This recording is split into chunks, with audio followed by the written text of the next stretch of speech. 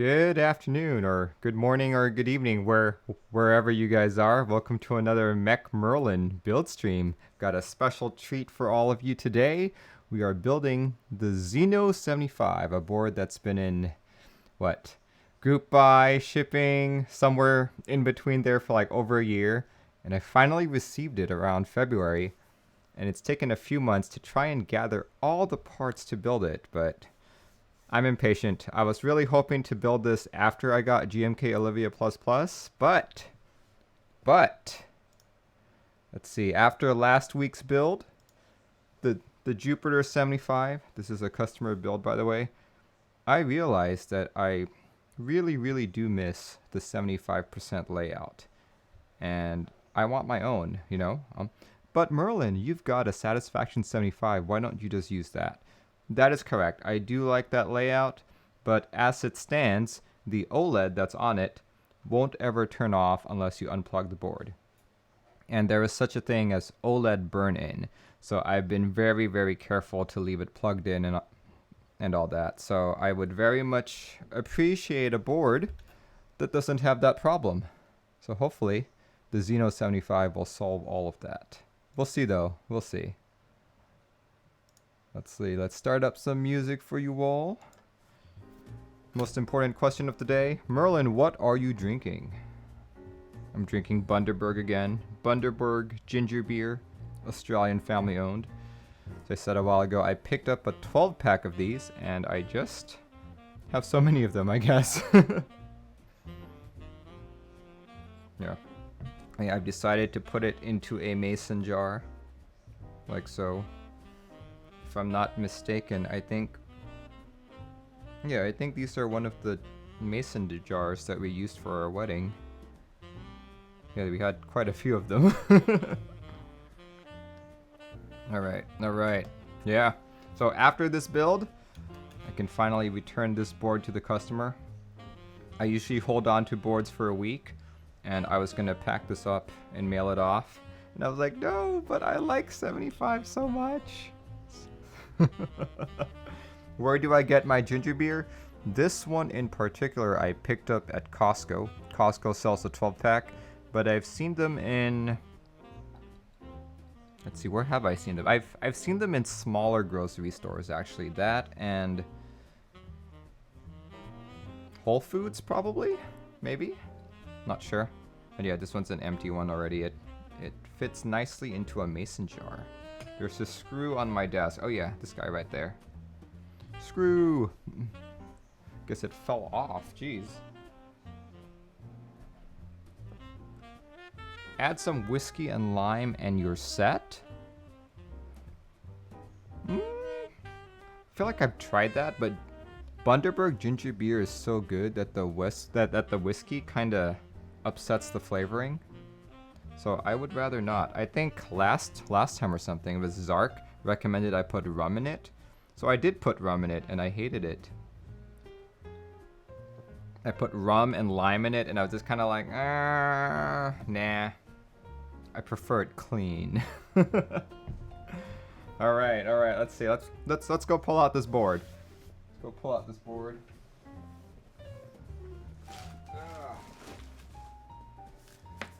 So I actually had the opportunity to pick this up from Zeal himself during the Vancouver, Canada meetup. Back in February, actually, right before all this coronavirus hit.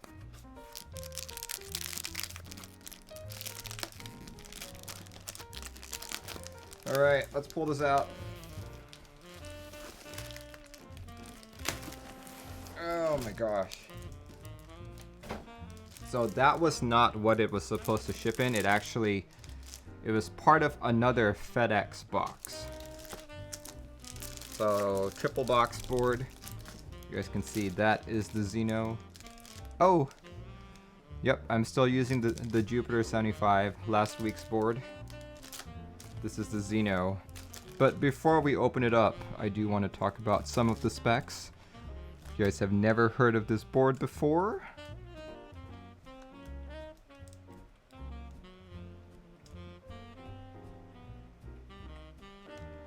Alright, let's see.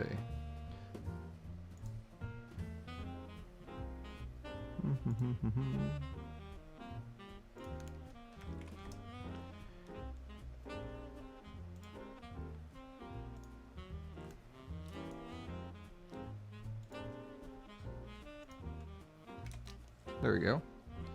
Alright. The Xeno was a board that was sold on Zeal PC as a group buy. I'd say it was probably one of his least successful group buys because it took well over a year from end of the group buy period to final delivery. It had so many manufacturing issues, so Zeal had to keep going back and forth with the actual manufacturer and all that. But eventually it did get into everyone's hands. But in the beginning, this board sold for $460, and that's just with, you know, all the basic options.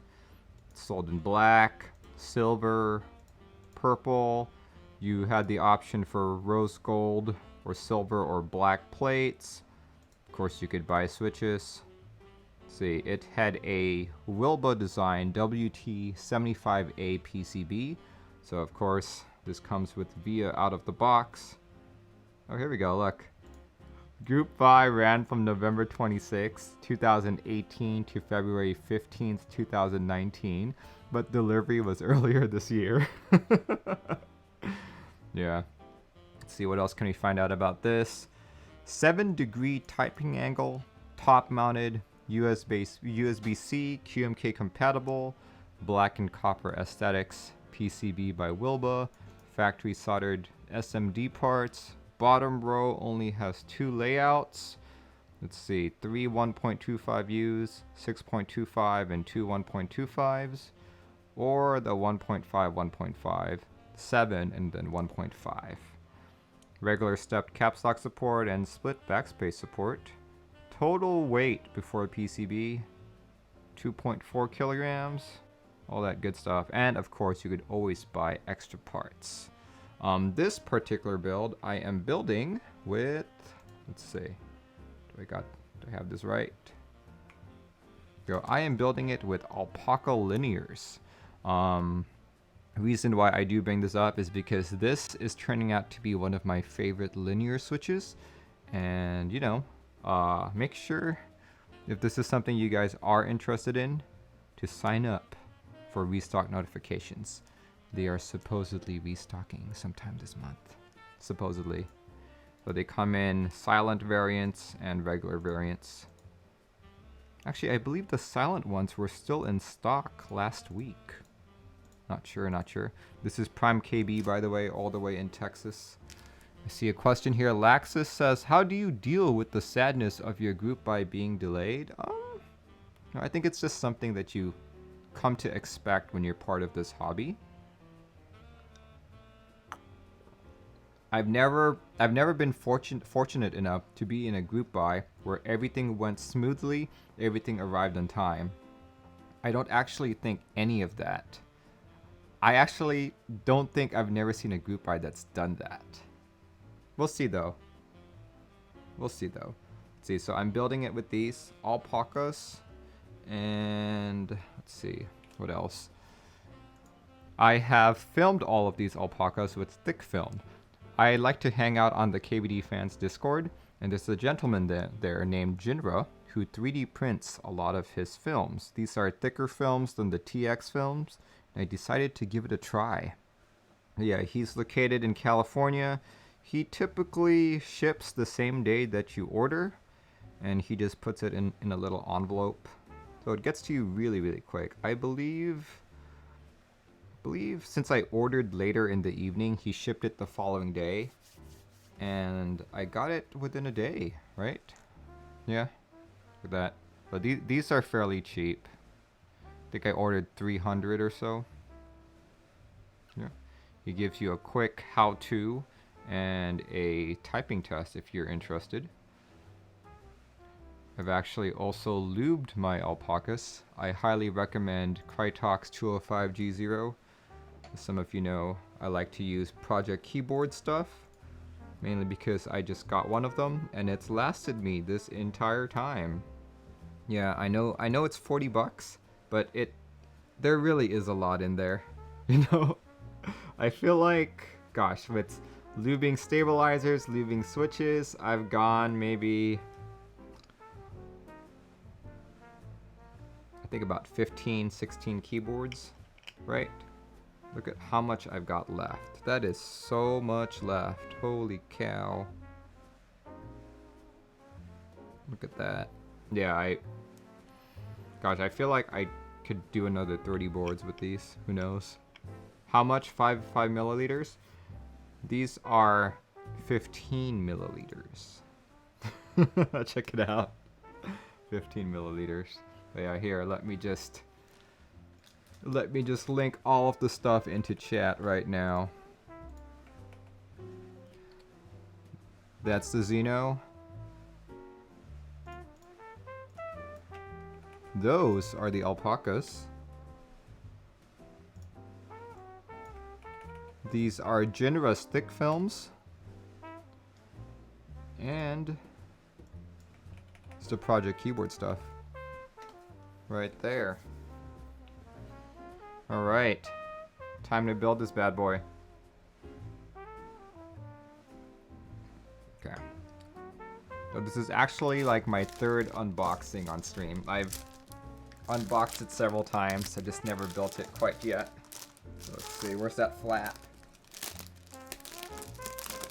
Minnie says, hello Merlin chat, hope you're having a good weekend. We are having a good weekend.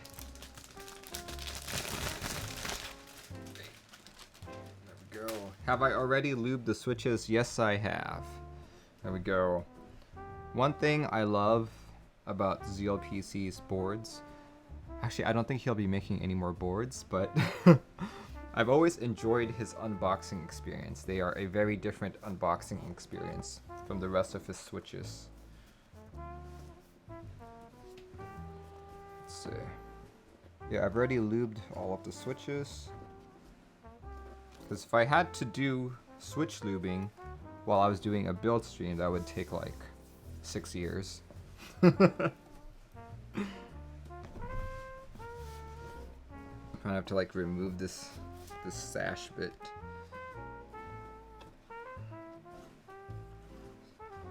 Yeah, this is probably one of the nicest boxes I've seen come with the keyboard. Alright, here goes. Ooh. Bubble wrap! Amazing. There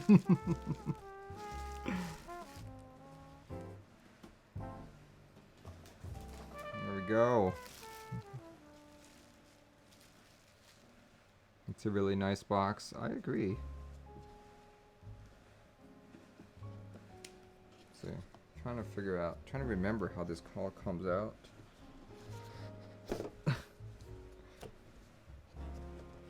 Go. Cool. See, I wish there's an easy way to pry out the PCB, because that's in there pretty tight. There we go. Just pulled it out. Here, let's examine this PCB really quick. That's copper traces. Wilbatech WT75 Xeno 2018. It's got a breakout for a daughter board right there. And all that. It's really, really nice looking board. Look at that. No. See, Atmega 32U4, like most of Wilba's PCBs. Let's see, I see 2 chips there. That's probably, I don't know what chip that is. T1314 3736. Does not ring a bell to me. Might be some kind of LED chip or something. Who knows? There is one RGB unit right there. That's for the Ion logo. Speaking of Ion, this is an Ion board. And if you've been paying attention to news lately, there's another Ion board in the works. It's an Ion and Rama collaboration. The Zenith. Yeah, I believe Zambumon or something must have just linked it. If you guys are on his Instagram. Here we go. That's the PCB. And let's look at the rest of the board. Someone relink the thick films. Let me do that real quick. Thick films. Keep in mind it's not an actual website. It's just Dropbox paper, so it may look shady, may look suspicious, but I've ordered from this site, and you can actually talk with Jinra directly if you're on the KBD fans Discord. I believe he's a mod there too. Alright guys, this is my board. I know it's not as nice anymore, like at least the plastic. It's because this is the third time I've opened it. But here it is. Here it is.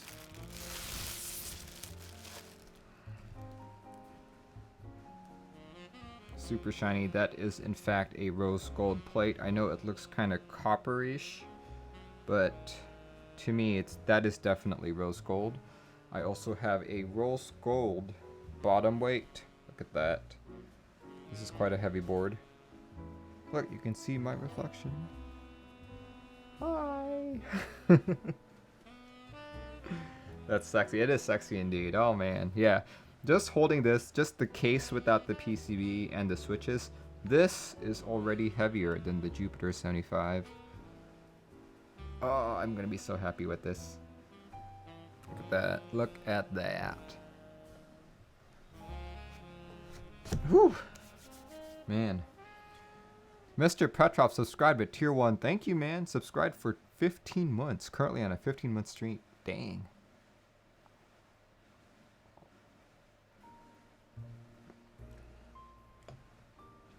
Yeah, it's basically thickfilms.com. You're right. Alright, let's see. I forget, what are in the rest of these other boxes? It's empty. Oh, wait. I think if you bought all of the options, one of these would have stabilizers, one of these would have switches, one of these would have...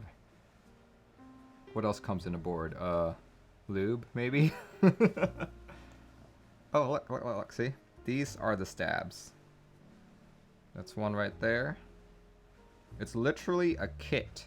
The whole kit is packaged into one box. Right?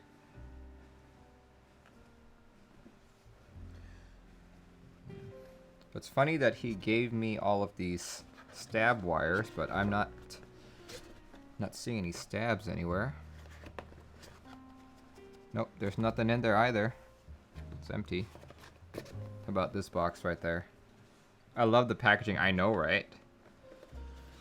Okay. Oh, wait, there's something in there. Oh, that's the feet. And these are the stabs. Ooh. Okay, you know, they say Zeal stabs are supposed to be the best. I was actually gonna use Durock stabs for these, but since he actually included stabs, I might as well use these guys. Dang. Thanks, Zeal. Thanks, Zeal. That was a nice surprise.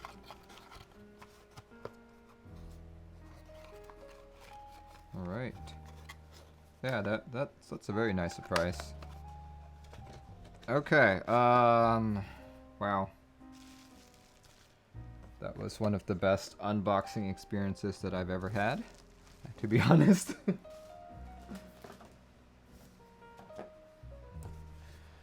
And let's see. I need to test this PCB, but I also need to do it with the daughter board, and the daughter board is still in the case. Okay,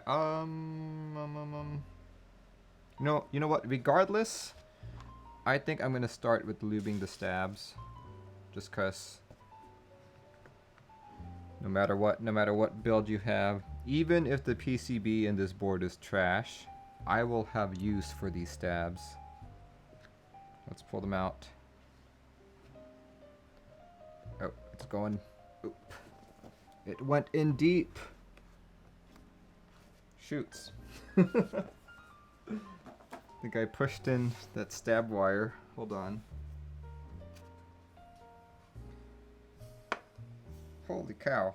I have to pry it out a bit.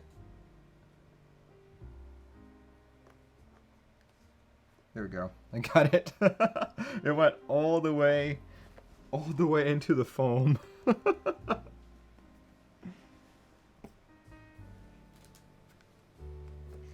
There's some pretty dense foam too that's in the case. I wonder if I should cut it out and put it in as the padding.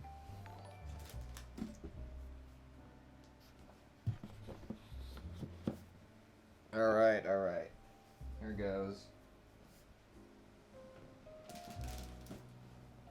Let's do some Lubing. Lubing of Zeal stabs. And to be honest, from just looking at it, it looks identical. Looks pretty identical to like the Durock stuff. I know if you guys go on Reddit, read up all the forum posts, people point out all of the differences, but you know, just from casually looking at it, I can't tell a difference. They look exactly the same. Right, let's lube this bad boy.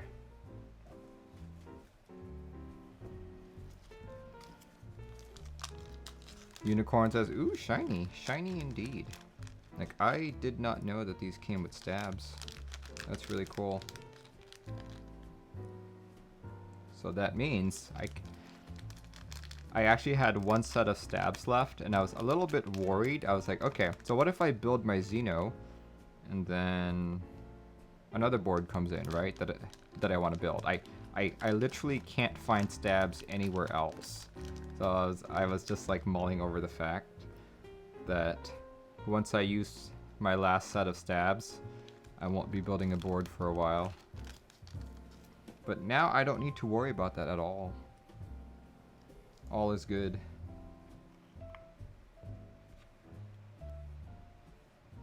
Voodylicious says 7V. No, this is not the 7V, but you will also see the 7V on this channel, since I did purchase one myself. This is the Xeno. Quick backstory on this.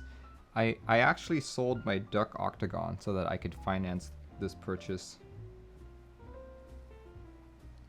If I had known it would have taken well over a year, I probably would not have sold the Duck Octagon, to be honest. Because that board is very near and dear to my heart.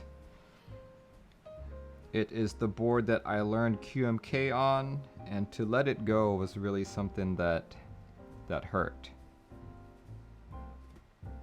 But one reason why I let it go is because the Duck Octagon has an 11-degree typing angle. And while it emotionally hurt to like let it go, it physically hurt me every day just to type on it. And I was like, I can't keep doing this to myself. So I sold it. Chart says, what color 7V did you get? I got a blue one.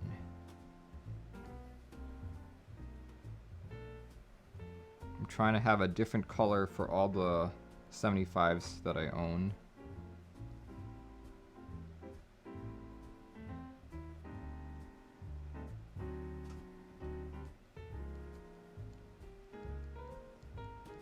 Yeah, geez, I can't. Here. These are some Durocks that I have. Left hand is Durock, right hand is Zeal.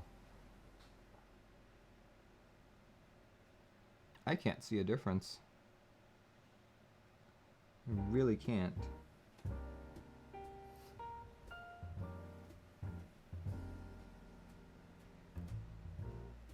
Oh well. We'll see if these Zeal stabilizers live up to the hype. Did you know that these are 30 bucks on their own? If you buy Zeal stabilizers, they are 30 bucks for an entire set. Compare that to Durock Everglides, which are $17, $18. If you're fortunate to buy them a couple months ago, they were only $13. Yeah, these have been consistently 30 bucks.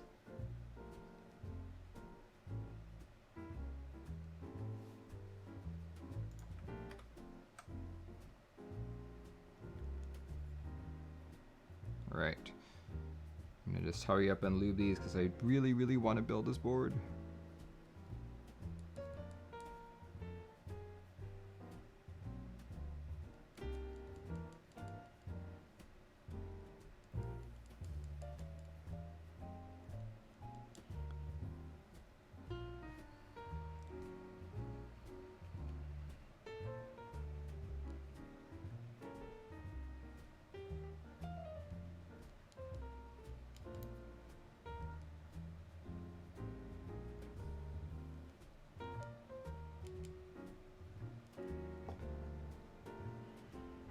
So since you're using Zeals for this, does that mean you'll sell me the Durox for my 8X when I give it to you? Oh, no, because like I said, it is my last set. But, you know, for the right price, maybe.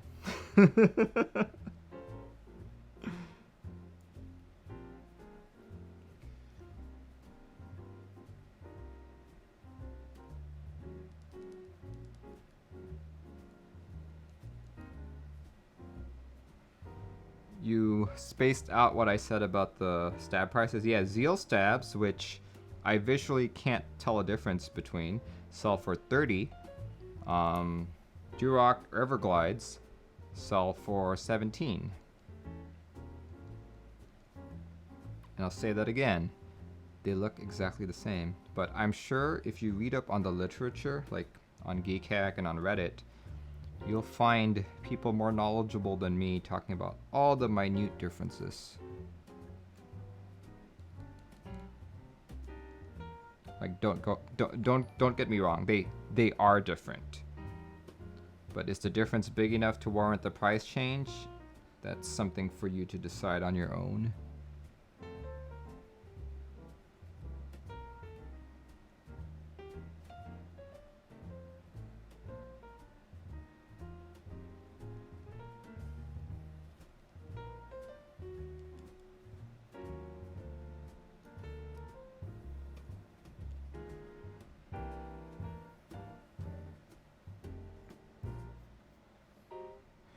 Zykowski says, "Hello Merlin, how are you doing today?" I'm doing great. Today's a good day because I'm building my Xeno. I'll finally have a 75% board that I can play with.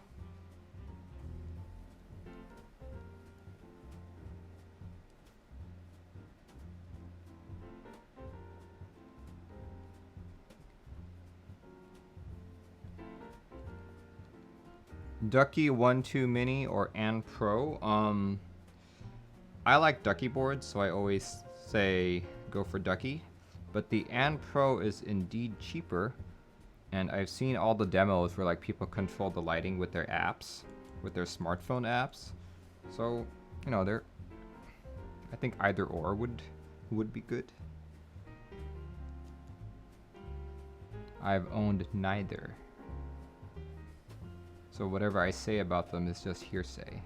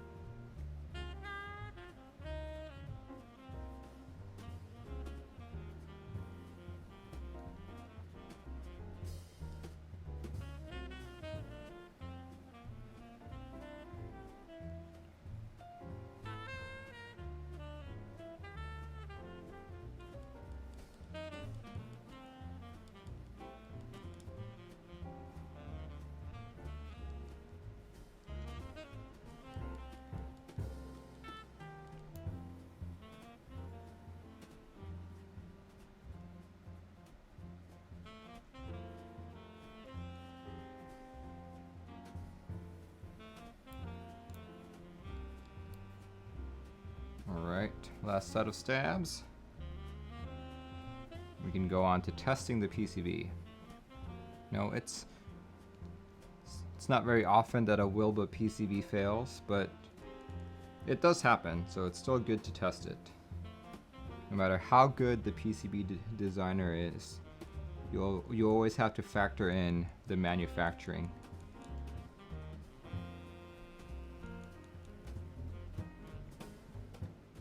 But what if the mess up was at the factory, right? Like, granted, Zeal did QC all of these boards. So I'm sure he tested that every pin, every pad actually worked before he shipped these out. Zeal is actually very meticulous with that kind of stuff. It doesn't hurt to check.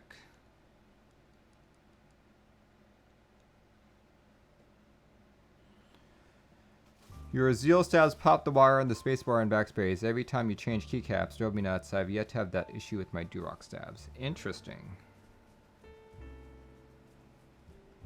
I only have one board with Zeal stabs. I actually haven't used it in a long while. Changed keycaps for it many times. Have never had that issue. But I have seen that issue on Durocks. Like, which build was it? I think, oh gosh, it was a, oh yeah, it was my tofu build. On my tofu build, I used purple Durox from like Novelkeys, and I had to partially desolder it because one of the stabs wires came out. So it has the chance to happen on every stab kit. But I hear it doesn't happen on C3s, because C3s have, what do you call that? Where the wire goes in, there's a lot more plastic there, so it prevents the wire to just pop out like that. I was actually considering using C3 stabs for this. But there is the chance that I put EPBT caps on my Xeno. So I figured it would be safer not to. Alright. All lubed with 205G0. Excellent.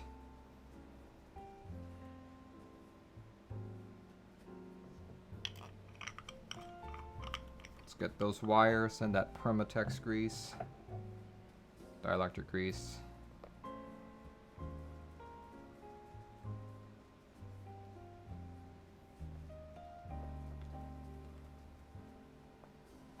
Any thoughts on lubing and filming aqua xylants? Why not?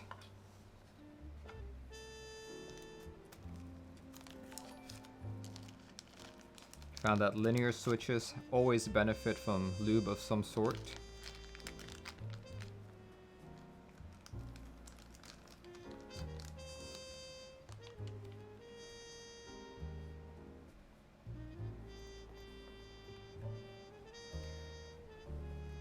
Do you find dielectric grease easier to work with or better than 205G0 for stabs?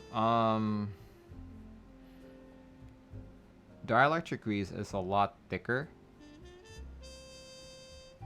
So I've noticed that when I'm actually coating the inside of a stab housing like this, dielectric grease, I couldn't really spread it out as evenly as 205G0. So I started using 205G0 for the plastic bits. For the wire bits, in order to prevent them from rattling, you actually want thicker lube. And doing it with 205G0, I can totally replicate what I do with this. But this is just easier. You know, I just dip it in and it's already coated the way that I want it. This whole tube is also $7. And I've had it since 2015.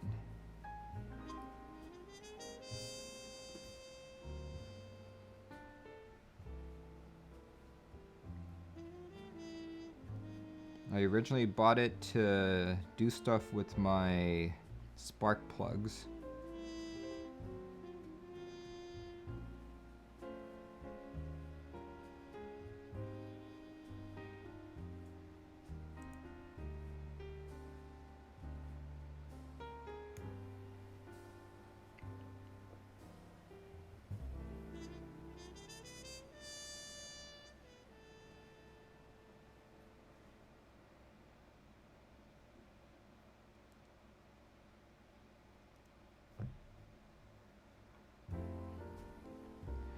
I have read though that people who travel with their boards, they've noticed that the stabs that they put 205G0 on, the stab, well, I think it's people who checked their boards in, because of the temperature in like the cabin, or not the cabin, the place where they store all of your luggage. Because of the temperature in there, it caused the dielectric grease to become more fluid or something.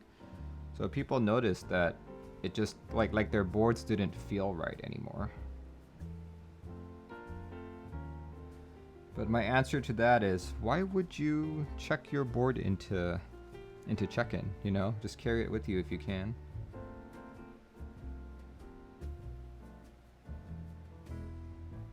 Okay, I'm already noticing something different with these Zeal stabs. The wire is a lot harder to put in. Holy cow.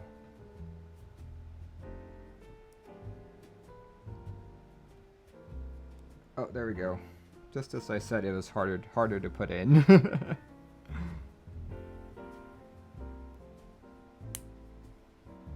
we go. That's one.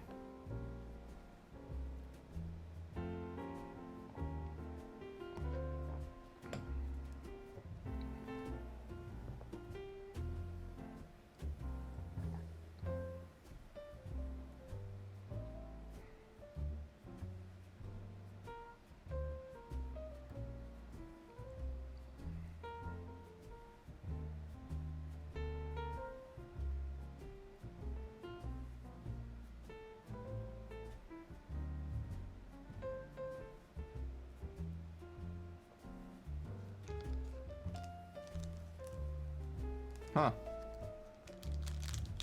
Just noticed something. Oh, no, never mind. I found it. I thought I was missing a stem.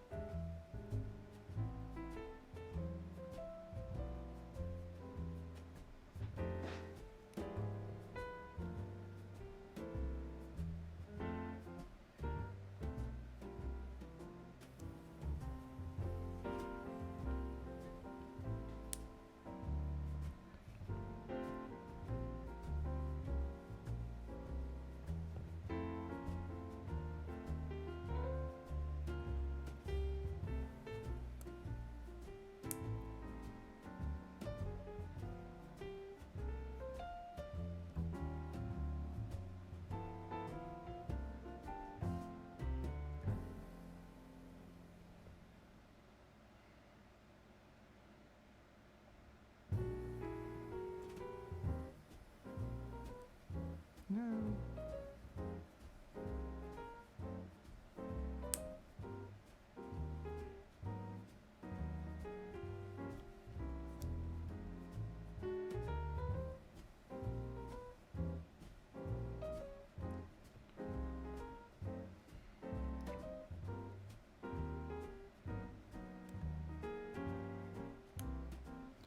Going grocery shopping, hope I find that ginger beer. Costco, man. Costco sells everything, but I do notice that specific Costcos have different products. There are quite a few Costcos here in Washington, and every one of them sells something slightly differently.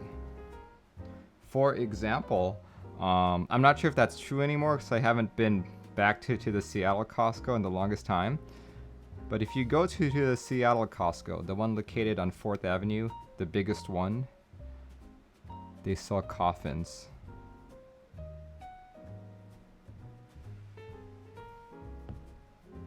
You can go there and you can pick out a coffin. Not kidding you guys.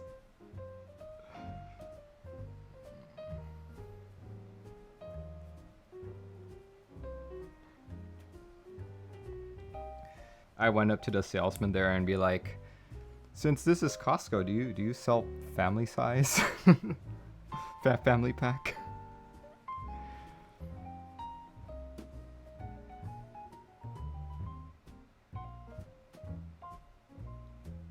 So you got another question here. Is there a big difference between the feeling of a hot swap and a soldered one with the same case, plate, switches, and case?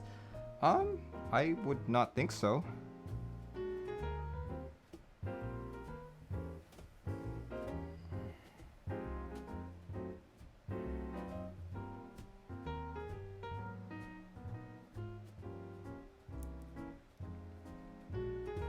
If anything, I would assume that if the plate actually needs to be screwed into the PCB, if you happen to find a hot swap with that kind of mechanism,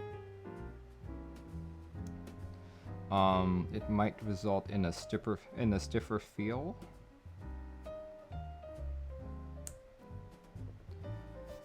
But as far as I know, there is only one keyboard that does that, the KBD67 Mark II. See a couple more follows here. Alvin, Glowboard, Moao, and Oj Poj. Thanks for following, guys. Alright, got all my stabs in place. I will now test out this PCB.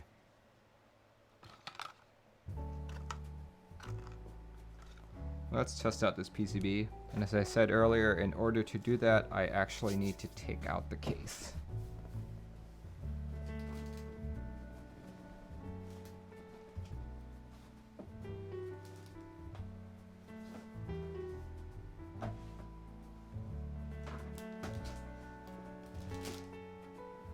Whew, right there.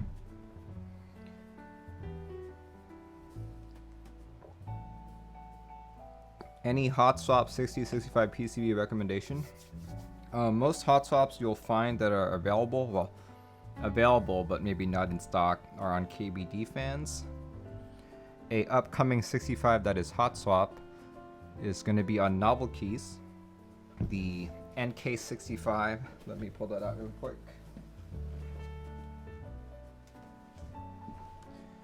NK65 Alu and Polycarb editions be popping up at the end of the month, not as a group buy item, but as an in-stock item.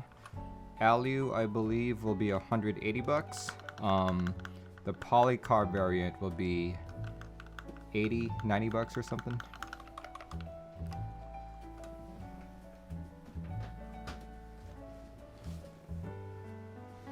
All right, I need to get to that daughter board right there.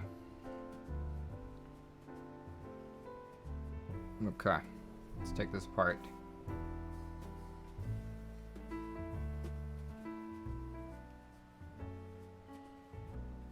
Okay, very cool.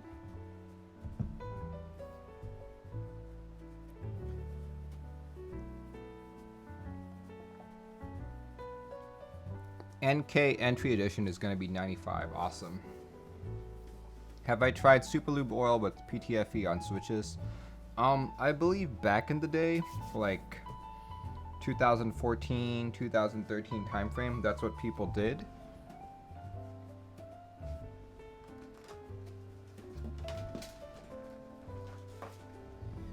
I was not in the custom game during that time period. I was still collecting vintage boards and trying to find duckies. So I don't actually know how well those worked.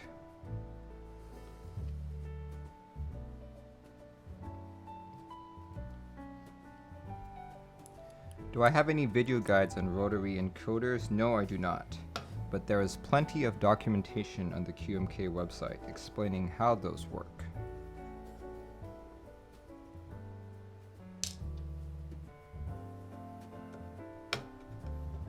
Oh man, I can feel lots of reverberations here. Well, that is a long screw. Here. That's gonna need lots of foam. Here, let me pause the music really quick. Disclaimer, I'm using 3 desk mats.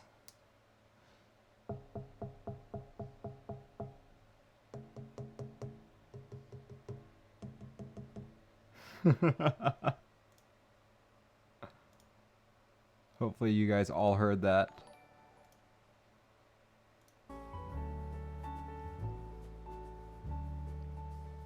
Loud, wow, I know, right? We'll definitely have to foam it up.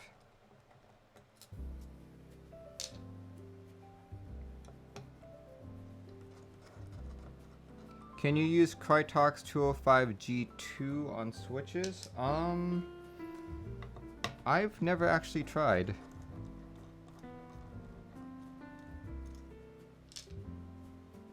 Like what? Like, how does it go? Is it the higher the grade, the thinner? Is that how it goes, or is it the thicker?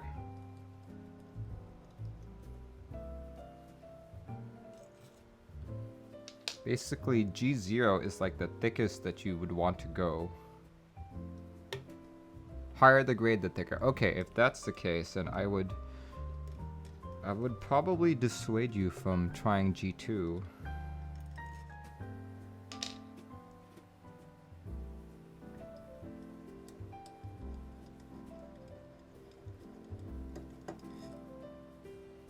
Alright. Let's see, do I have all the screws out? Yes, I do.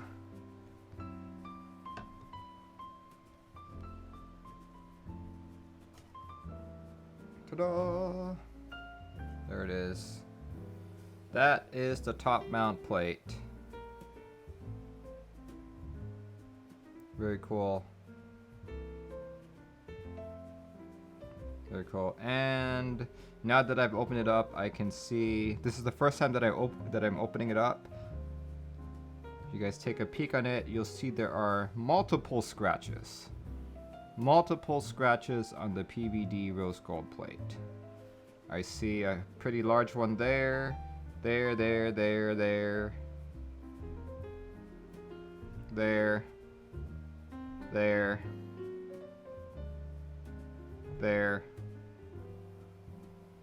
Yeah, this would be unacceptable if it was on the top. But the top is pretty much flawless. Yeah. Alright.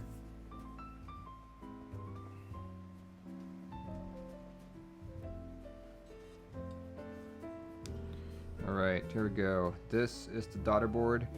I really appreciate boards that have a daughter board. Reason being is this is one of the highest points of failure on a keyboard. People mess up their USB port every day. And usually if you've soldered your board, it sucks.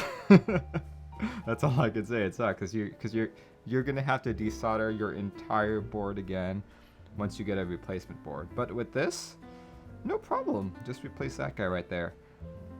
It's almost guaranteed that this cost, like an assembly like this, even with everything soldered on.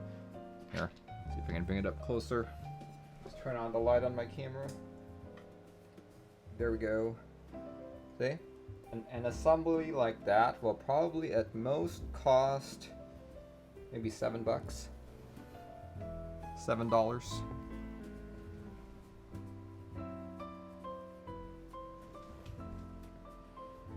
Okay. Let's test this out.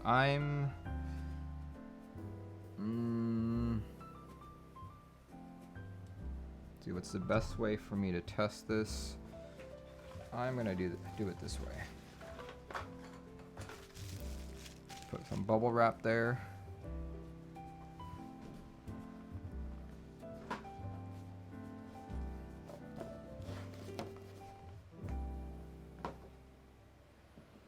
Take out that PCB.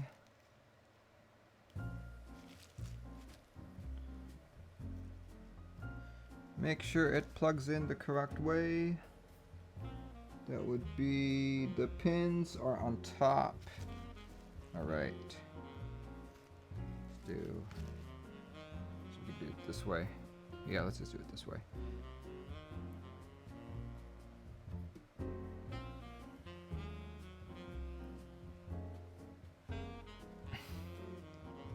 It's not fun. Super tiny. Super tiny. Okay, I'm just going to have to be very careful when I pull this out again during the build, because this looks extremely fragile.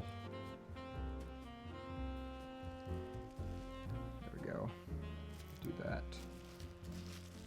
Do that. Okay. Let us...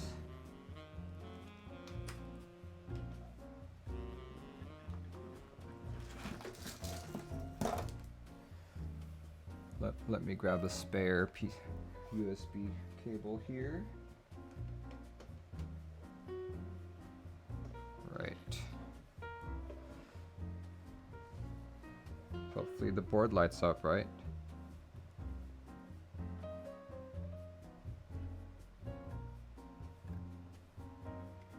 Yay! It lights up. Awesome.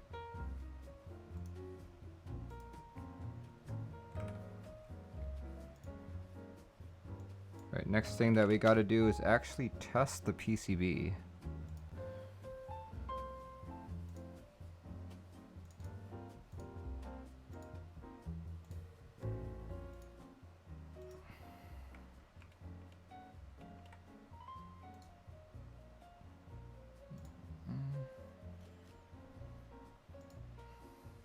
Right.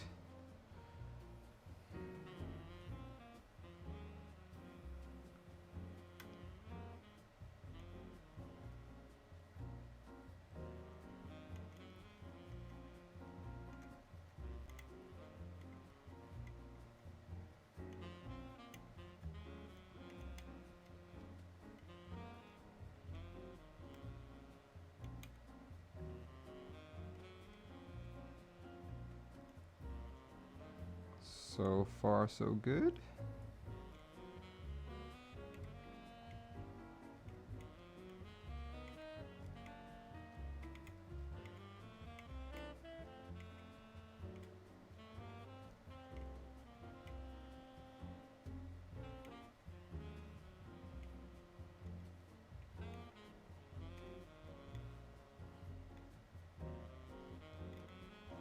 Man.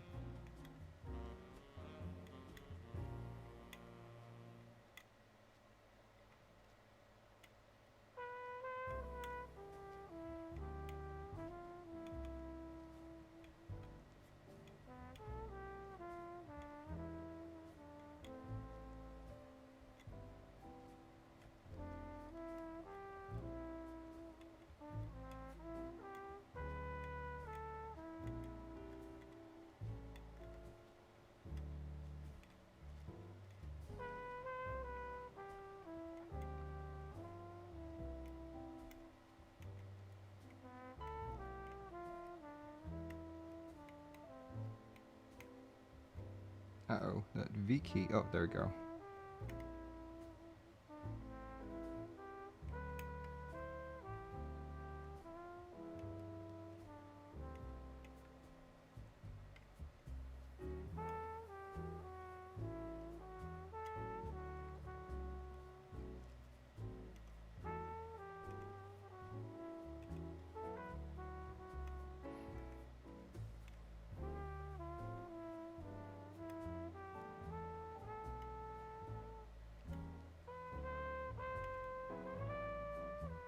Okay, I'm assuming this last key here is the FN key.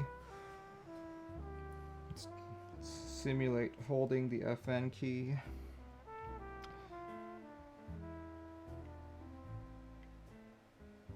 You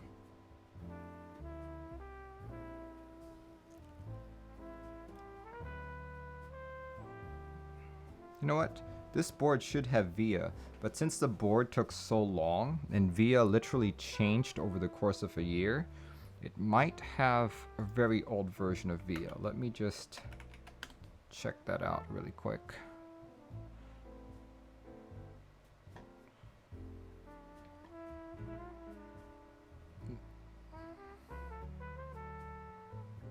Hey, it actually detected it. Awesome. Okay. Yeah, okay, looks like we're good. We are good. No problem. No problems there. Gondolendum says, and here we have a magician in his natural habitat testing keyboards. Gondo, I am excited about those PCBs that you designed. Looking forward to grab mine.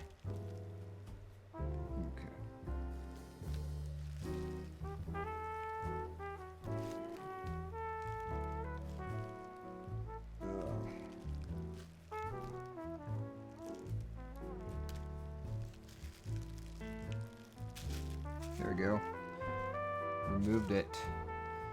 707 Jammin said, just got my GMK Merlin in. Looks great.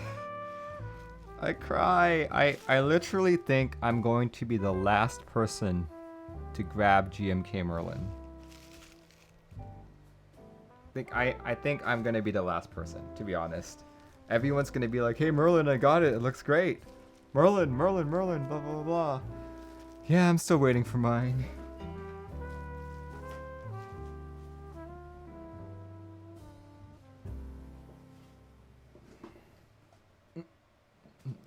Didn't get your novelties though. There was an issue with that. Oh no. Make sure you let Kono know about all of these issues.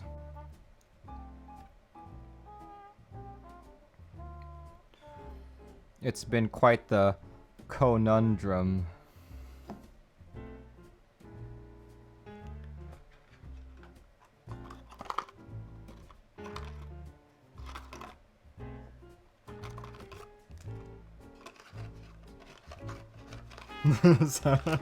You got it. Yay.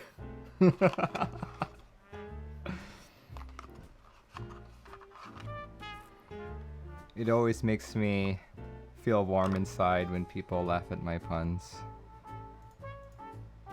My wife no longer laughs at my puns.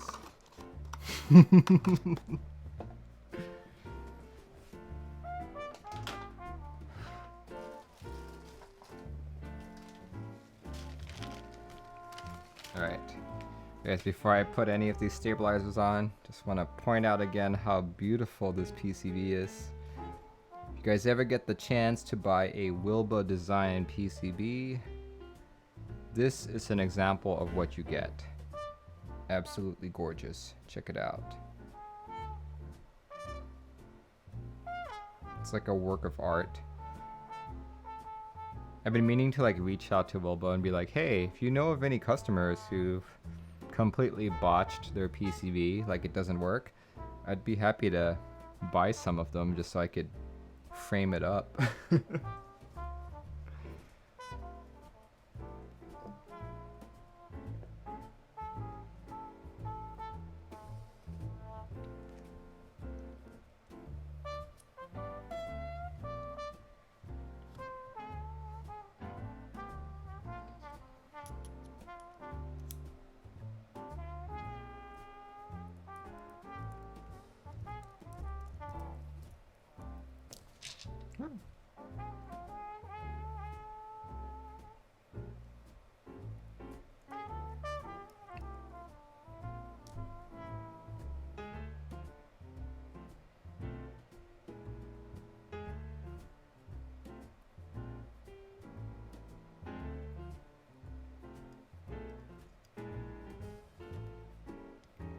Yeah, I'm, you know, with like Kono being the main vendor that I went through, I wonder how many issues will like pop up.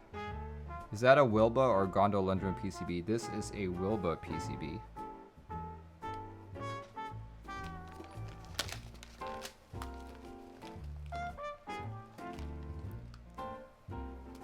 It's a Wilba PCB, but hopefully in a few months I will have a Gondolendron PCB. Do you hear that, Gondo? Singapore says, sup Merlin. Oops, Cap, sorry. Man, dude, I thought you were just excited to see me. That's why it was all caps, but now I know you're not really excited.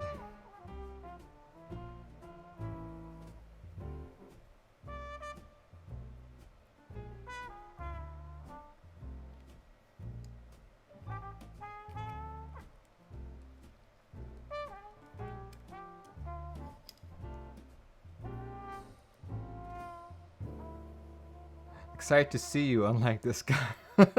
Thanks, Clay. Oh, Clay, and as you've been seeing the chat, looks like people are receiving GMK Merlin, so hopefully I can ship yours out soon. But as I said, I feel like I'm also gonna be the last person to get GMK Merlin. Singapore, I couldn't get that mead we talked about, but I picked up some other stuff that's like it. Ooh. You are going to have to send me links to that. Singapore's mad at Clay. Nice. Seen them getting their notifications. So stoked to see it. Yeah, right? Yeah. I actually did get notification. I got... Like, the route insurance told me that it was shipped, but the Kono email said that they were starting to ship. So I'm like, that's two different notifications telling me two different things. Don't know what's real. Either way, I still don't have a tracking number. But like people like Yan, who's another fellow QMK collaborator, and quite a few others actually, are telling me that they have tracking numbers. So what happened to mine? See, I see a Shani Fresh following, Chow Baby Loving, Pro Elio, and Alvin59. Thanks for following, guys.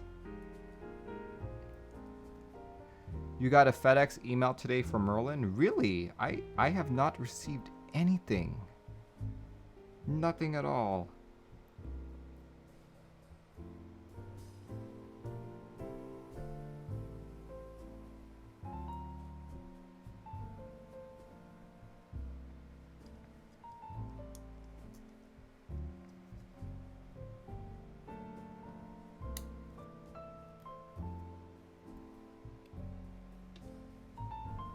Estimated delivery is Thursday. Oh boy. Well, please post photos. Please post photos everywhere. I'm excited to see this board, or this key set, I mean.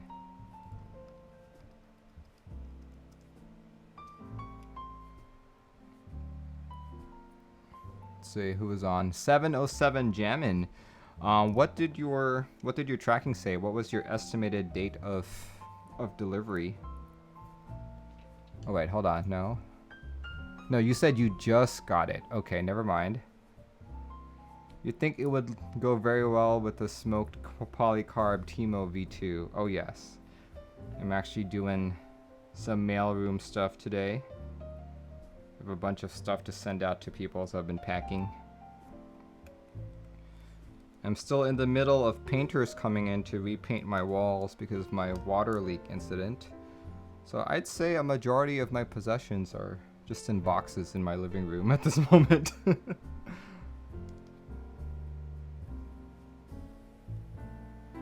Oh, you bought the novelty separately. How bad is the damage? It's not really all that bad, to be honest, but some of the, like, it looked like, according to these contractors, like, I don't know anything about building houses, but they were all pointing out issues that looked like water damage along the walls. Like, it didn't require a full wall tear down, but they were sanding a lot of stuff. They were cutting a few things here and there. Good thing I'm not paying for it. Alvin says, are those keys PBT? These keys? These are EPBT 9009.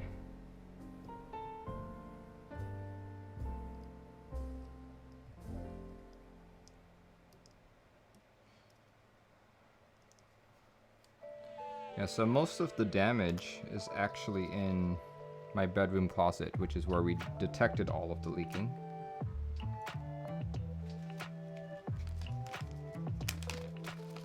So we've had to empty out our closet.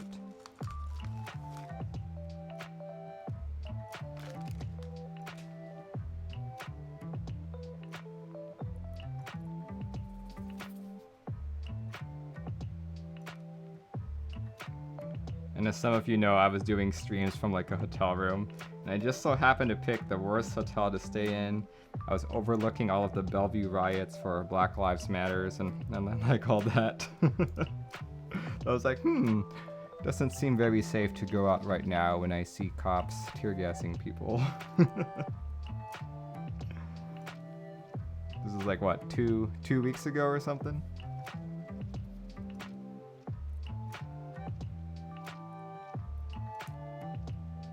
Chongosaurus says hello. Hello to you too.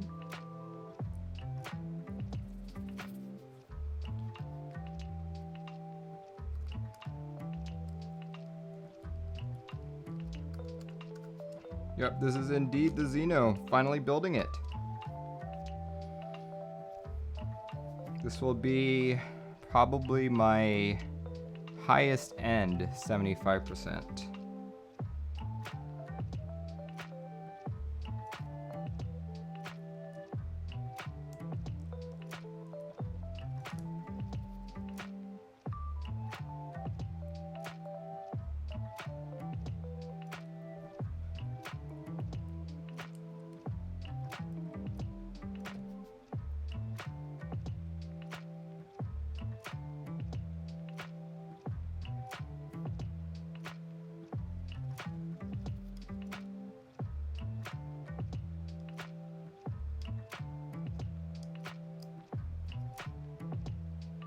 You may have something else for me to build. Ah. Studio says nice music, thank you. I use Epidemic Sound, paid subscription. Super easy so I don't violate any copyright and all that. I think I've got one video on my YouTube channel back when I was just like, you know, let's look for music on YouTube, let's download it and add it in my video.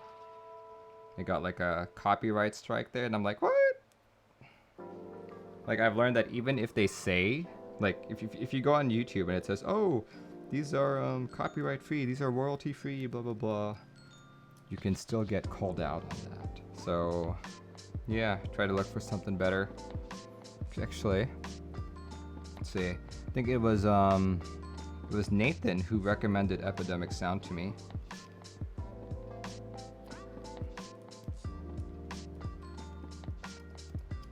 I had been debating between Epidemic Sound and a few others. I figured I'd ask fellow streamers. He's like, oh, I have good results with Epidemic Sound. I'm like, okay. I'll go with that too. Full beans, there we go. All stab positions in place. Chongosaurus says, I use Epidemic Sound too. Awesome.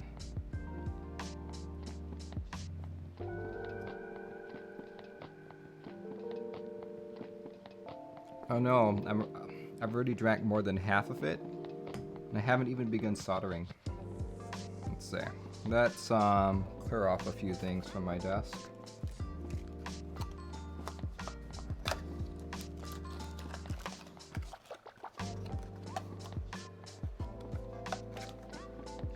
We are going to need to remove the top plate so I can solder this in a lot easier.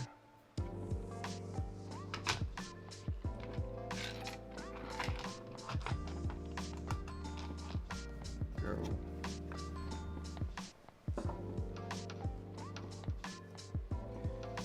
There we go. So, as I was saying earlier, the Xeno 75 is a top-mounted board, and unfortunately, look at my plate, guys. Yeah, you guys can't see it, but earlier I counted at least eight unique scratches that are very noticeable. So that's unfortunate, but you know, at least it's not something that I have to look at from the front.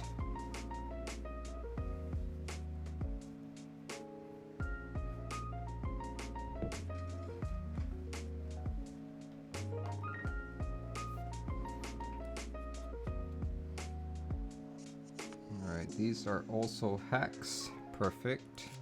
I believe it's the same drive as the rest of the board. Very nice. I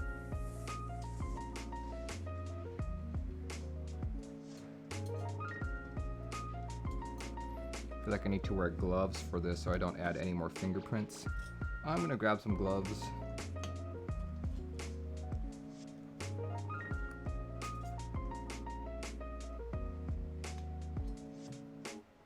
This is a brass PVD plate. It's rose gold coated, or it's rose gold. The plan was to, actually, the original plan for this board was to put Holy Pandas in, because I have original Holy Pandas. But as I waited and waited for this board, I discovered linears.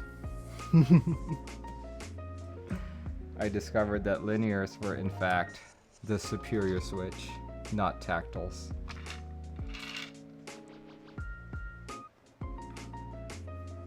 So while I still have those holy pandas, I'm no longer sure where I want to put them.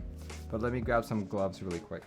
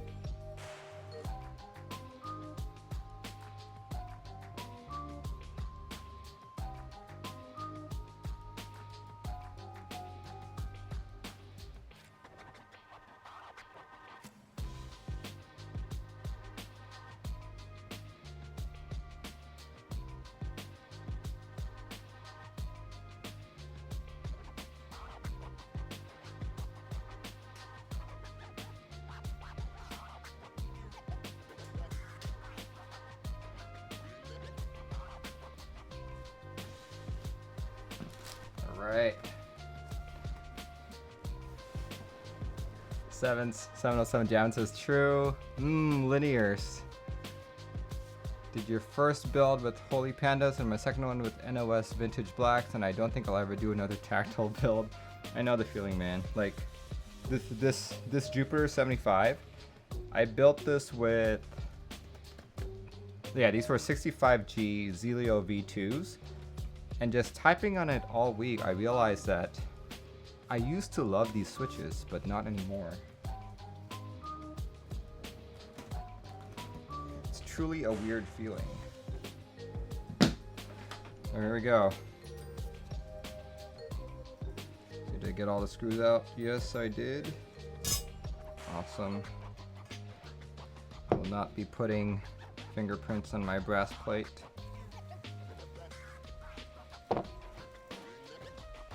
That. Oh, interesting. It's got a little, I think, acrylic glass piece here, right over there. I guess that's for the logo lighting.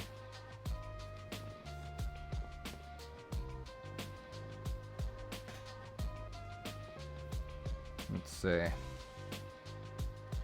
How do I want to do this build?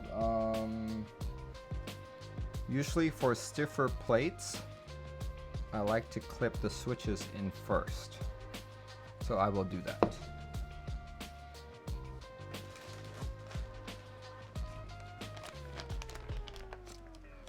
As I said earlier, I'll be doing alpacas. These alpacas are built or are lubed with 205G0, the same stuff that I use for my stabs. And they are using generous thick films.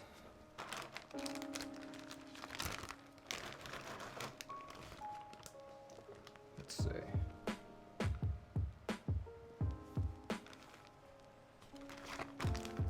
Whew. Oh man, it's hard to hold these with the gloves on.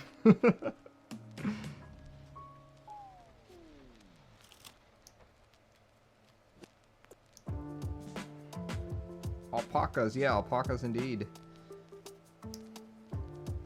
Now keep in mind, I forgot, the Xeno plate is a very thick plate. And I'm already experiencing some difficulty clipping the switch in. Need to get some thick films. Alpacas are cute. Alpacas are cute. Every couple years, or every year, we have a Washington State Fair. My wife and I go probably once every I think so far our rate has been once every 2 years. I like to go to their beer gardens, their cider gardens. It's always nice seeing all of the local breweries. Whoa. This plate is tight. Dang. Okay, I'm glad I chose to clip it into the plate first, because if I was trying to do this on the PCB, I probably would not be very happy right now. Okay, let's try a different switch.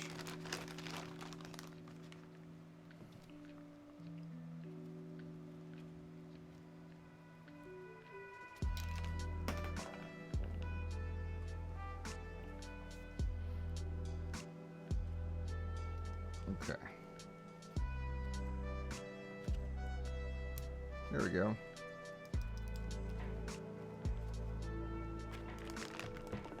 Why was that first one so hard?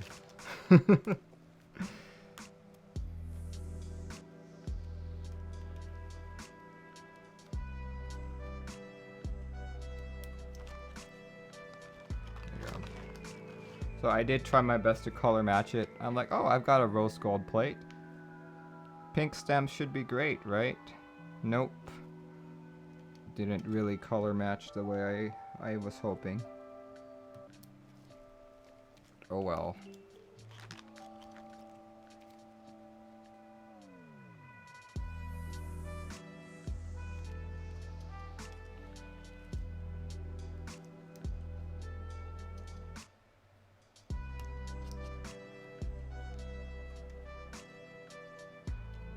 Whew.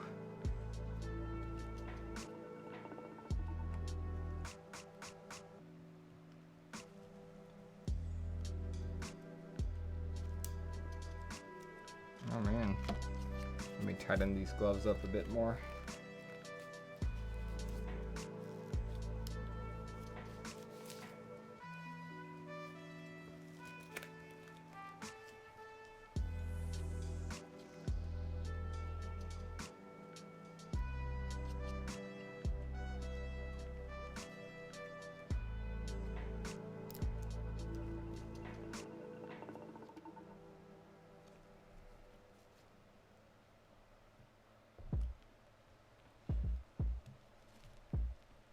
Go in, will you? Go in.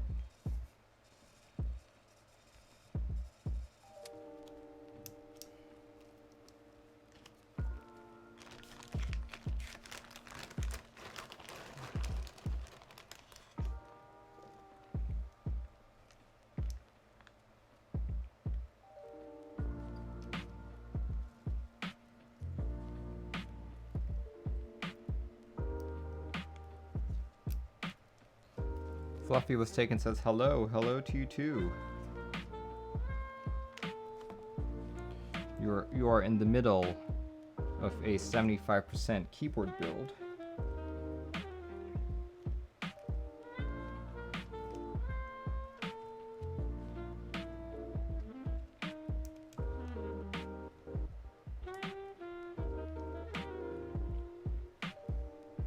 In the middle, yep.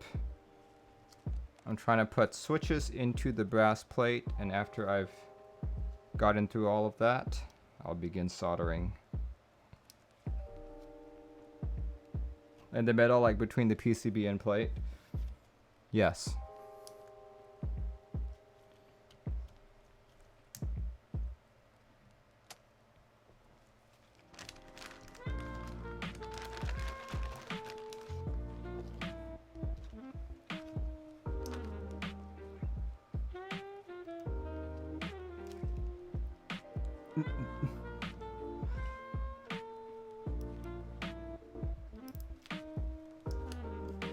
Yeah, my dexterity has definitely gone down with these gloves. It's like this plate is already really tight, so having to push extra hard and angle these better, it's a little more difficult.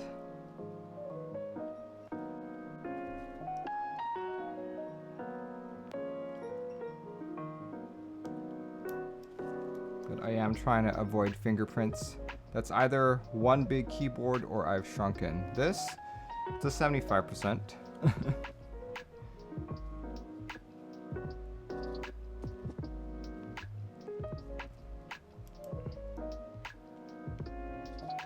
So it's gonna be about that size. Keyboard in front of me.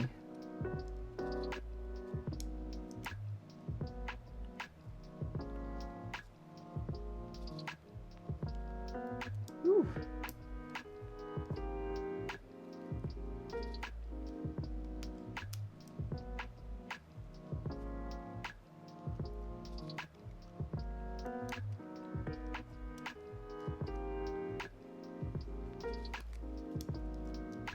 If you want to see big keyboards, I think there's a Battleship section for the Reddit mechanical keyboards.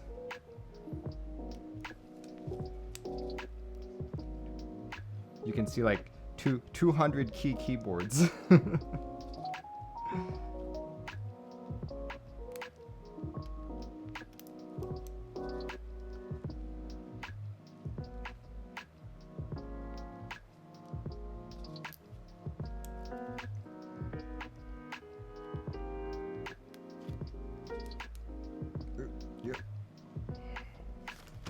Be careful putting these in, because once you film these switches, like, it does make the stem tighter, but it also makes the opening a little more loose. So with a tight plate like this, as I'm pushing them in, if I don't push them in at the exact angle, it starts to open up the switch, which is really, really annoying. And I can't exactly hold it close because I have gloves on.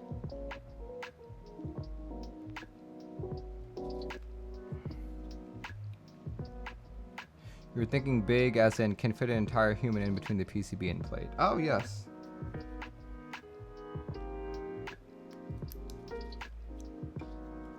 What metal is that plate? This is brass. This is PVD coated brass. And I know it's hard to see on camera. It looks more copperish, but this is actually supposed to be rose gold. I picked rose gold because I was going to put Olivia on this. GMK Olivia++. But I will have to settle for putting on regular Olivia. Or not regular Olivia, SA Olivia.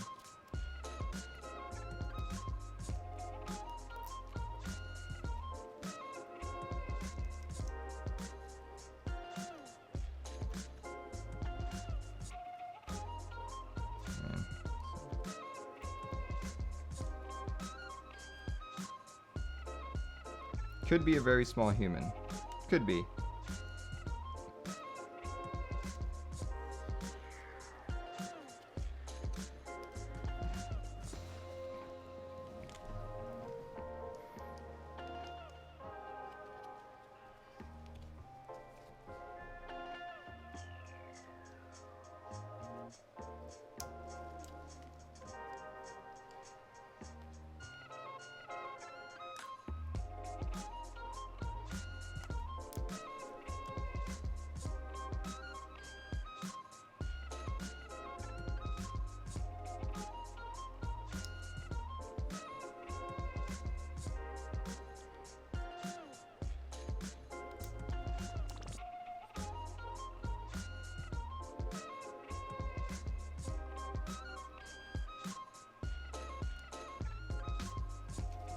I'm going to save these other switches for the bigger holes.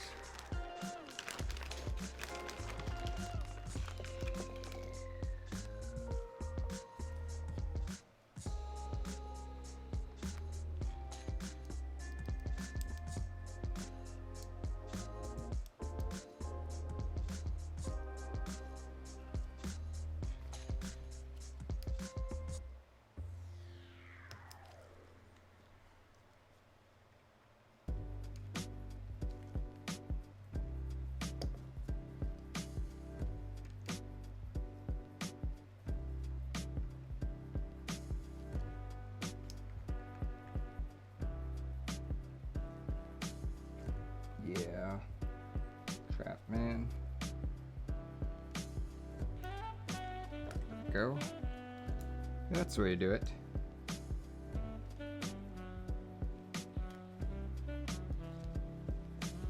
That's what I can do.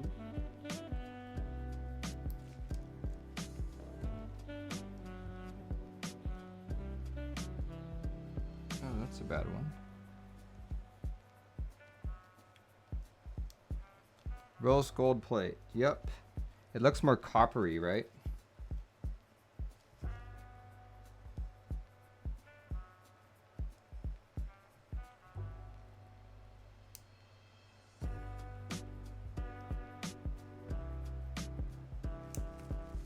Stop clipping out.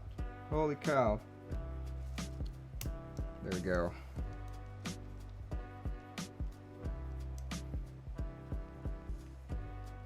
I picked a rose gold plate mainly because I wanted to match this with GMK Olivia, and also because you don't, at the time, like 2018, you didn't see too many rose gold plates.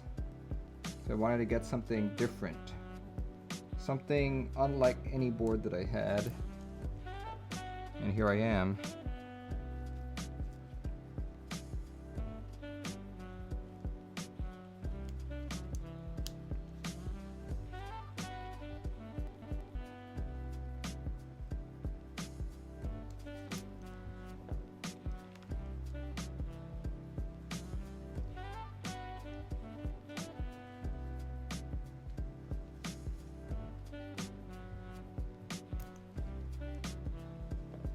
So Unicorn says, do you know if it's normal for the QMK repo to have 267 pull requests? Seems a lot like me.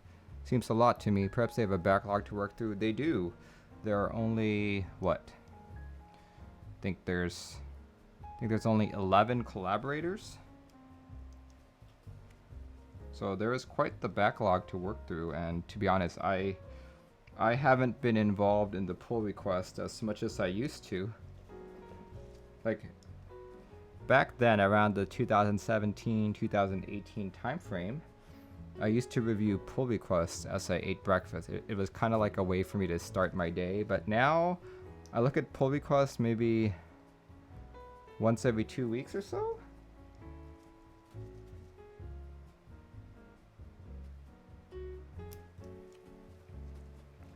Why, did you have any pull requests going in that haven't received any love?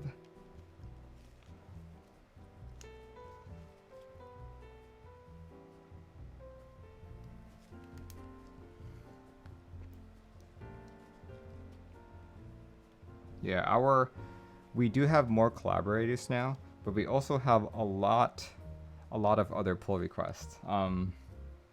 So back when I started in QMK, we probably got maybe 6, 7 boards a month.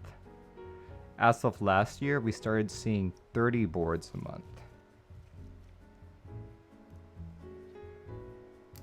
And that's in addition to all of the bug fixes, all of the core fixes, all of the core changes. So yeah.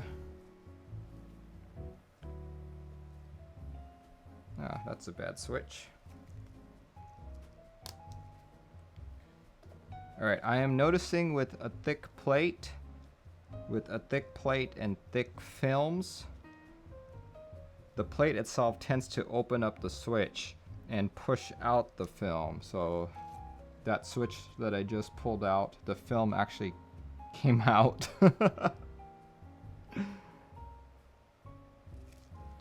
Hopefully I won't see too many more of those.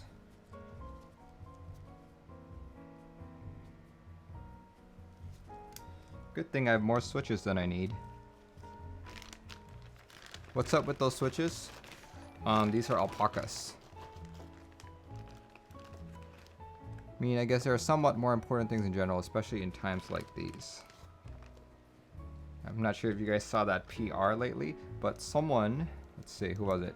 Someone managed to get Bongo Cat on their OLED. I think that might be something that I borrow.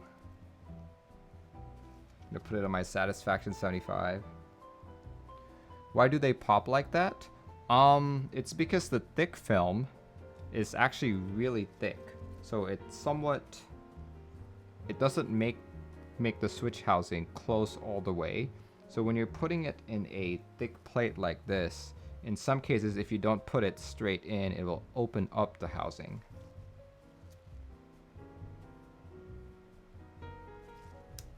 Which is why I'm using a tweezer to help push it in a little.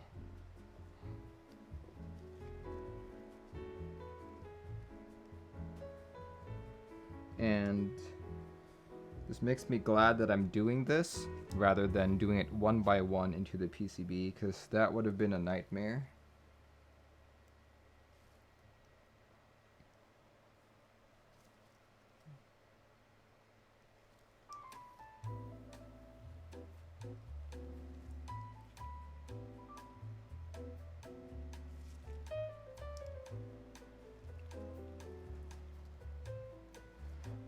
Fluffy, it's a danger for them to pop open if you use a thick plate like this. This is a 4mm plate.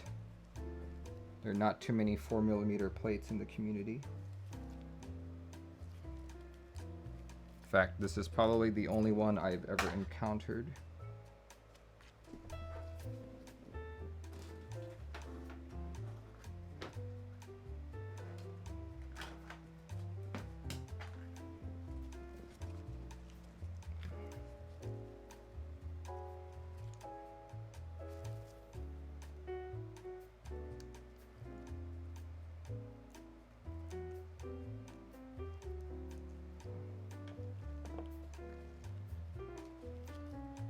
Hey Bree, thanks for joining in.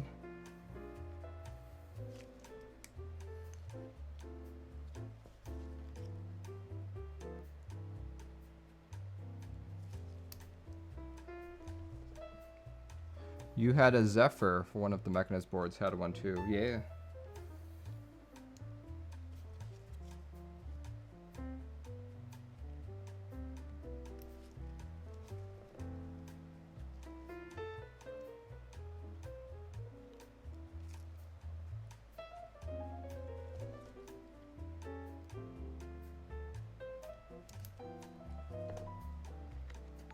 Ferocious Mr. Fox subscribed at tier 1. Thank you. Thank you for your support.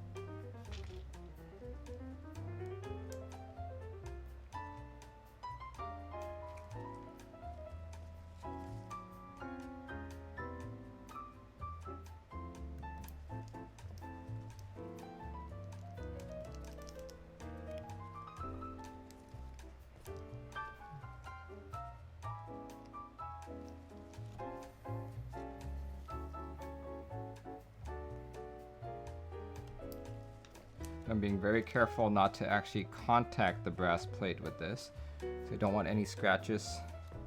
I don't want a repeat of what happened here on the back. Whatever happened there. Probably just tooling marks or something.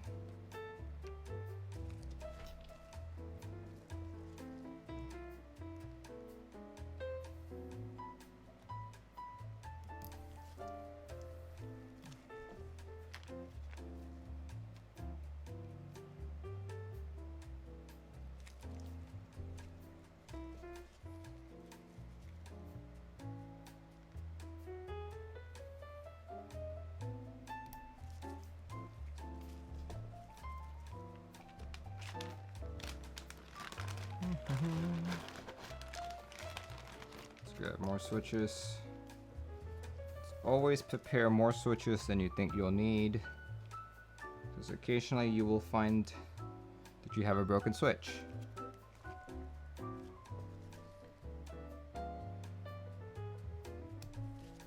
Broken switch, or maybe you forgot to build your switch properly, who knows.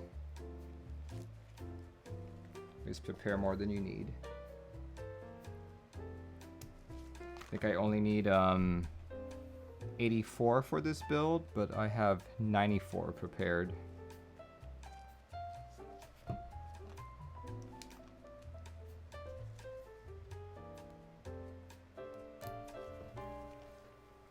Actually, I think more than that, because I've got like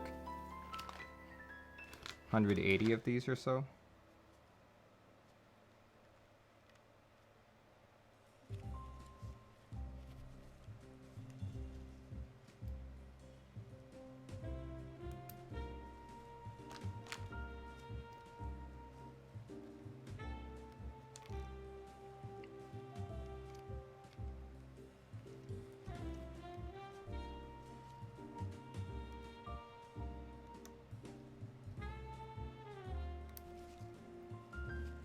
Yeah, so after I build this, I'm going to compare it against the Jupiter. And I already know this is going to be a much, much nicer board. No contest.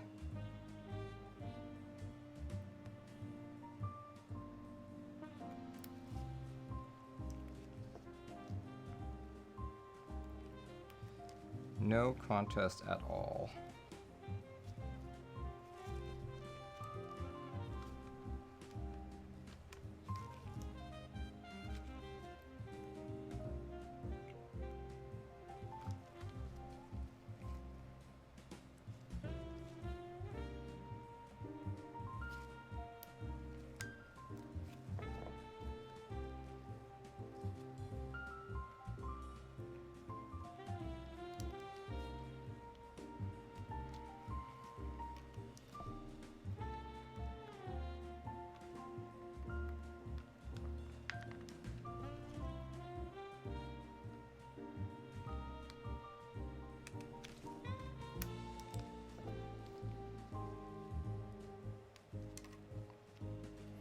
Out of curiosity, does anyone in the audience actually have a Xeno?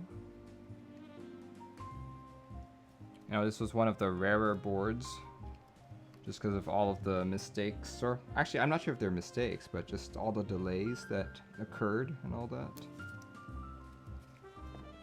I've only ever seen 2, and they were at the, one was at the NorCal meetup, and the other one was at the SoCal meetup. Could have possibly been the same person as well. Not sure. No, wait, that's not true. It was SoCal and Vancouver. Vancouver had one Xeno there. Which would make sense, because that's kind of where Zeal PC is.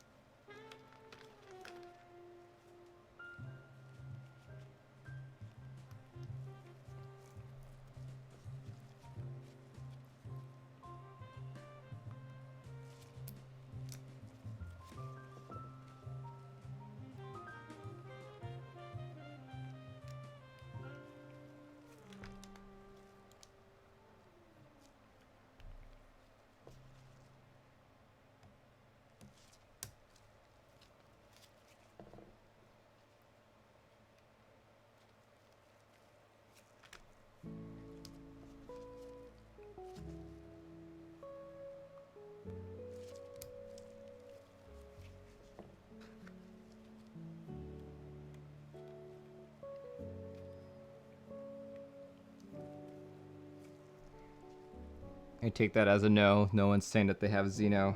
Whew.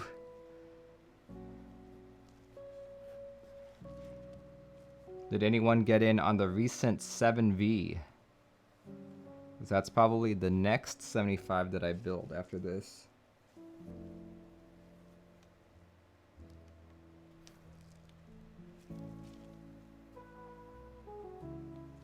I don't.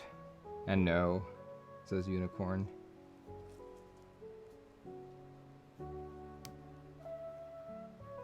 Nah, says Fluffy.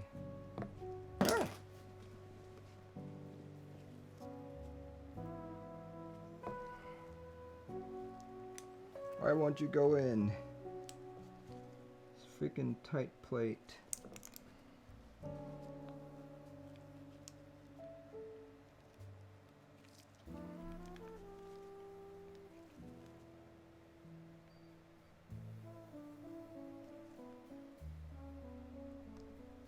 Okay, we're gonna come back to that switch later.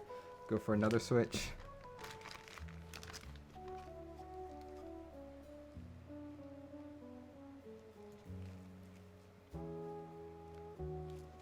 Hey Woodpacks, I am finally building my Xeno. I've been talking about it for a few weeks already.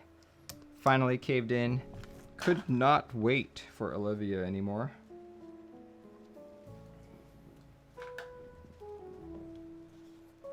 So here I am, building the board that I've been waiting for years at this point.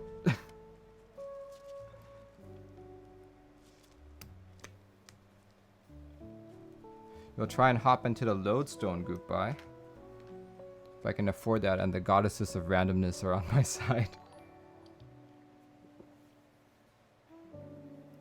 Woodpack, thank you for subscribing with Twitch Prime. Oh, I didn't realize you've been subscribed for 4 months already. Thanks, man. Thank you for all your support.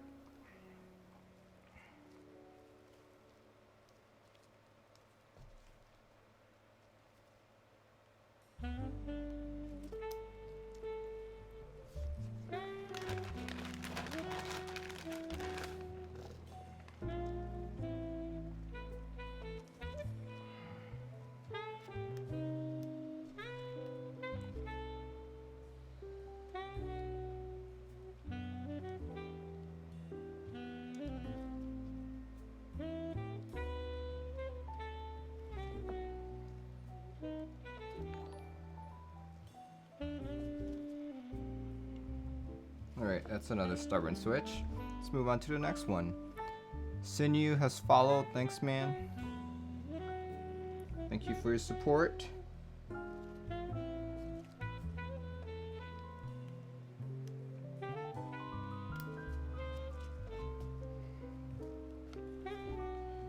If you're tuning in for the first time, you are literally watching me struggle putting in Alpaca switches that have been filmed with thick films into a similarly thick brass plate.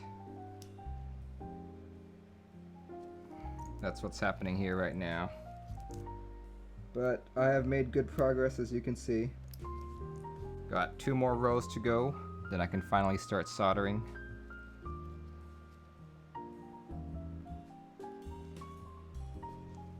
In fact, I believe I'm at the 2 shortest rows, so yep, making good time.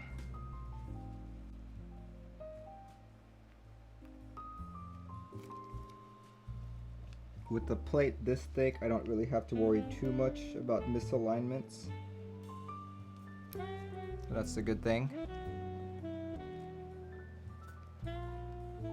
Let's see, Poor Yorick says, any tips for getting switches out of very tight plates? Sometimes when I try and remove a switch from a very tight plate, I end up just opening the switch instead.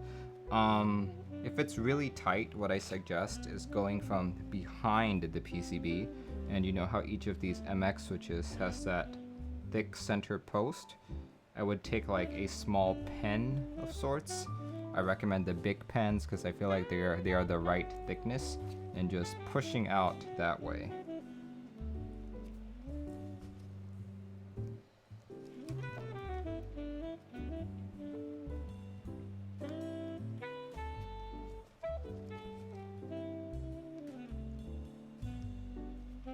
Keep in mind though that if you don't do it at the right angle, you could potentially crack your PCB.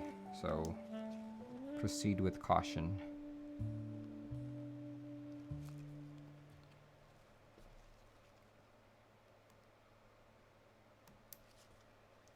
What is the typical lifespan of mil-max sockets? Longer than Kale hot swaps, from what people have said. In fact, I was actually thinking of mil-maxing this board today, but my mil-max parts didn't come in, and I'm like, oh well. I will definitely be mil-maxing my key cult though when that comes in. when you buy a board as expensive as a Keycult, you don't mess around. Like, you don't mess around with Kale hot swaps. Those things are so flaky. I figured I would just use mil maxes just to make mine hot swappable.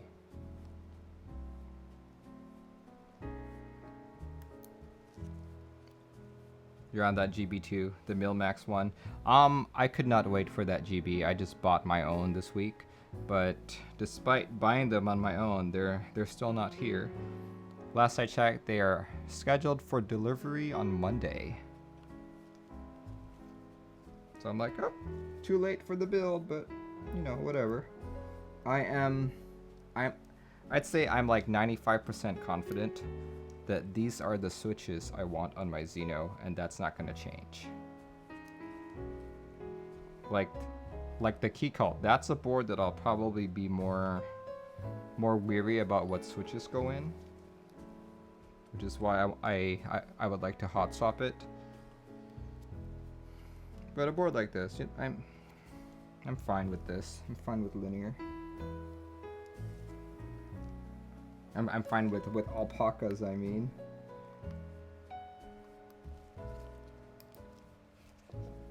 Alpaca.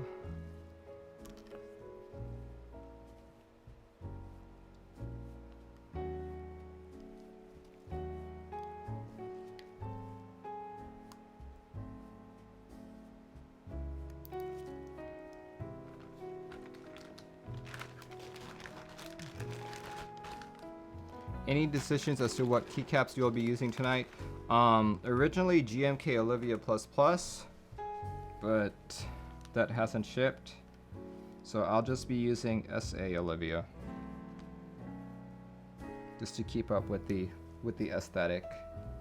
That or possibly EPBT black on white.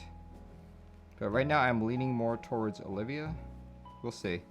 We'll see how I feel at the end here. If you guys caught this stream earlier, I was tapping on the base of this board, and even with 3 thick desk mats, it was very... There was lots of reverberation, so I'm kind of like, not so sure. Maybe I will just go with the EPBT stuff.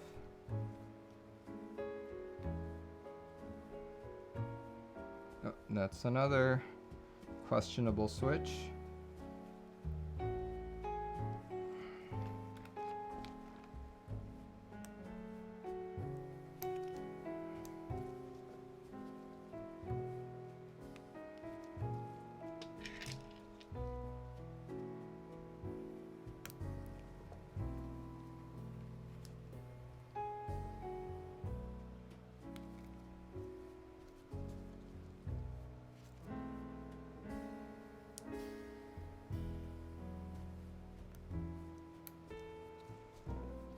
Okay.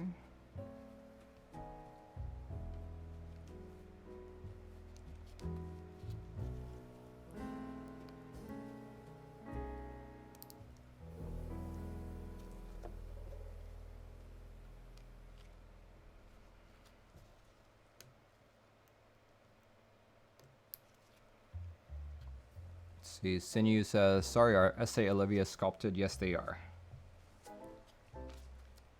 Do you know any vendors that usually have films in stock, maybe even come in stock right now?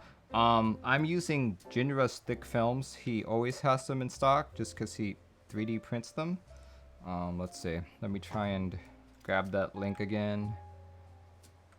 Thick films from Jinra. Jinra is located in SoCal, if I remember correctly.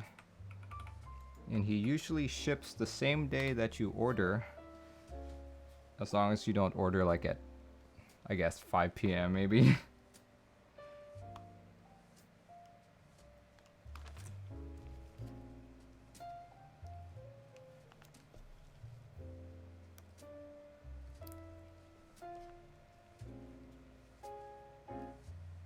Yeah, basically it's just thickfilms.com. I have the direct Dropbox paper link here, but it's usually just thickfilms.com.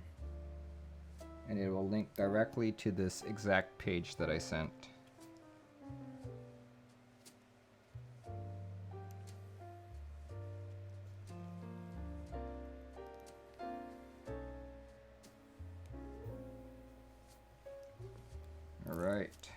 I've got a majority of the switches plugged in. You can now actually put this on the PCB.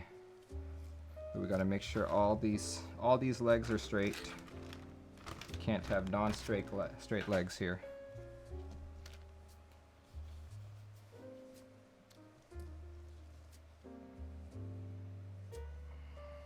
Aha. I see one that's not straight.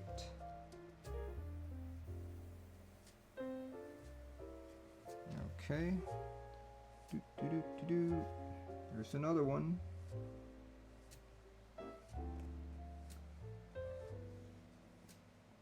And another one.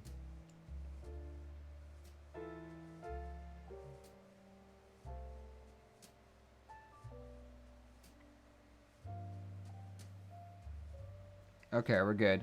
We are good. Let's put that PCB on.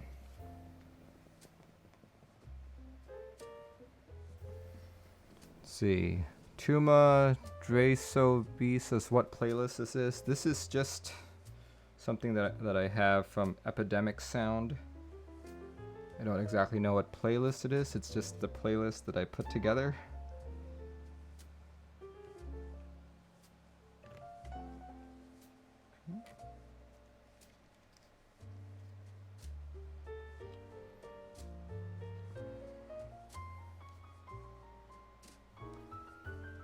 Okay.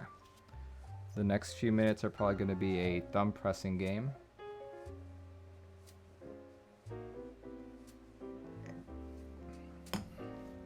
A thumb pressing game while I try to get all of these thick legs into the right holes.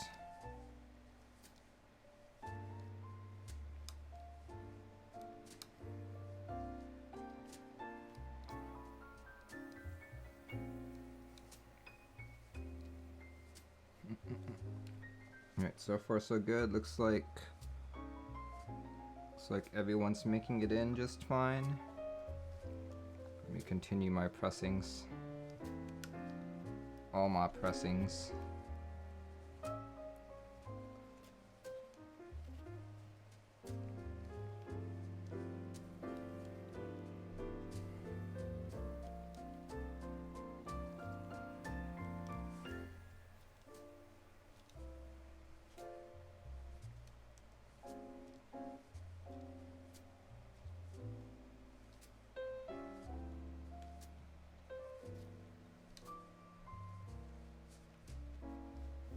And Passnat says, hello everyone, hello to you as well.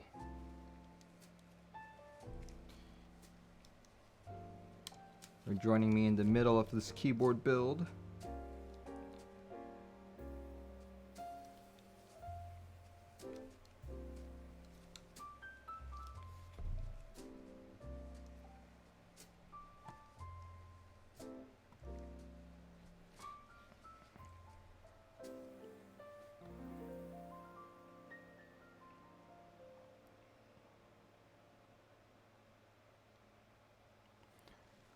Tuma, the answer to that question has not changed.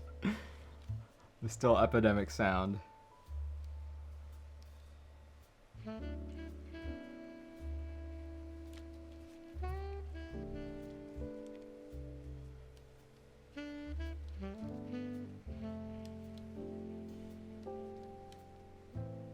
Thanks for the link. Submitted in order. Ooh, awesome. Tell him that the wizard sent you. He'll appreciate it. Jinra is good peoples. He is one of the mods over at the KBD fans Discord. I do feel the need to say that despite him being a mod, don't expect him to know when the latest restock will be. Do not inundate him with those requests.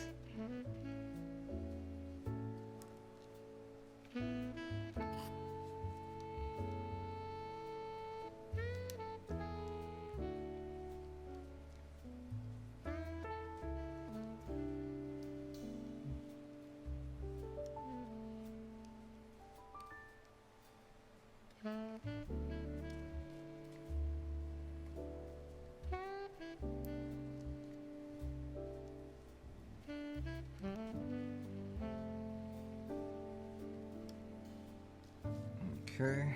Let's see.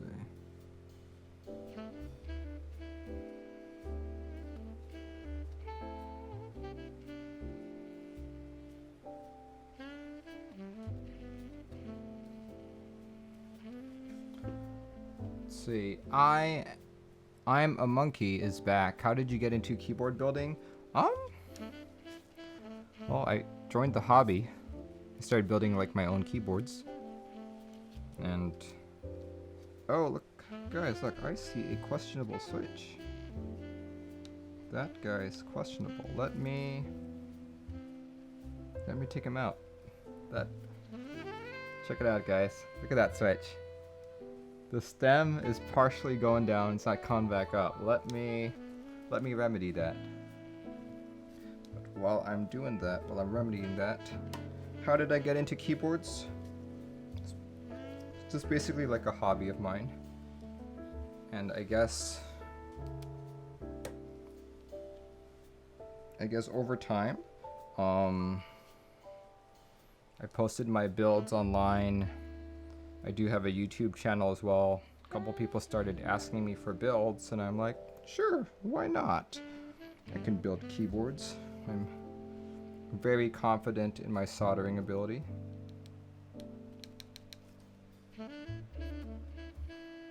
So, yeah. Most of my builds are for my own enjoyment, though.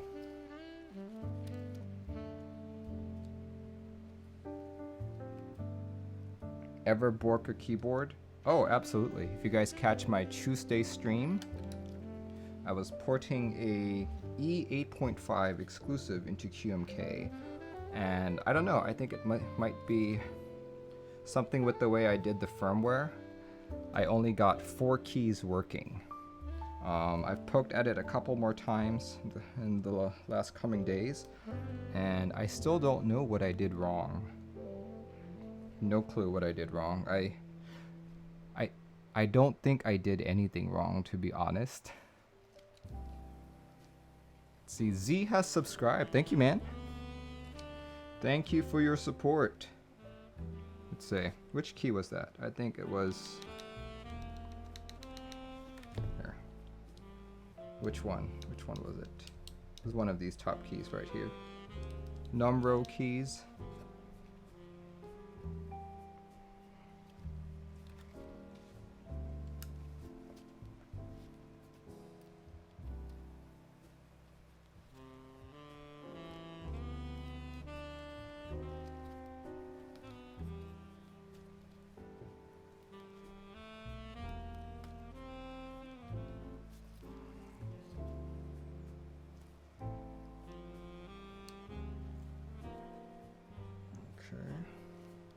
Come on. Come out, come out.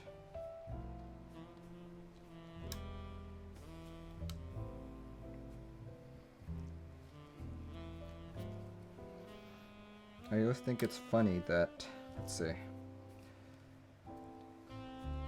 takes so much effort just to push all of these switches in.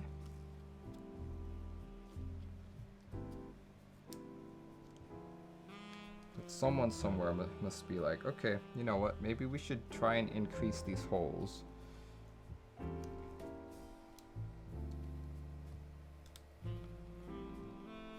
Because in my opinion, too tight doesn't really give you anything more than what the regular Cherry MX gives you. Whew. Oh boy.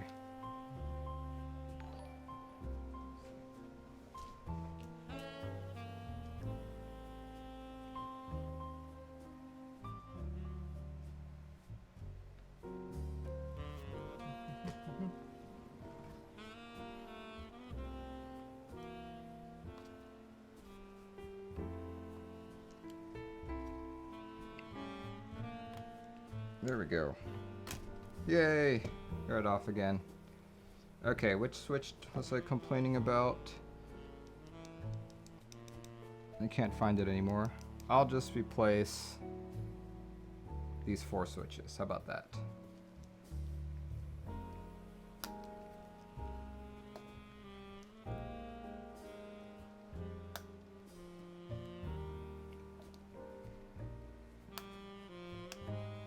just so I can be absolutely sure.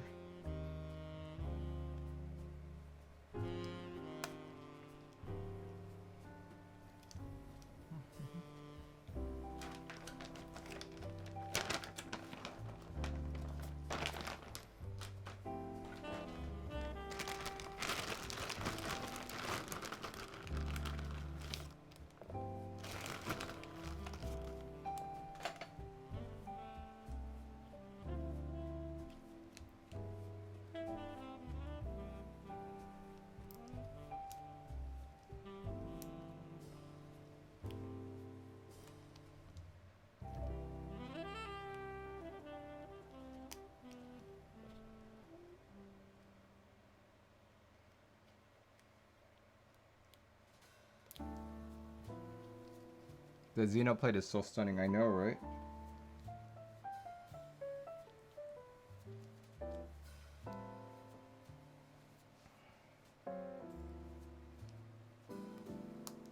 There we go. Alright. Got that again. Let's just make sure that the pins all look good. Nothing's completely bent out of whack.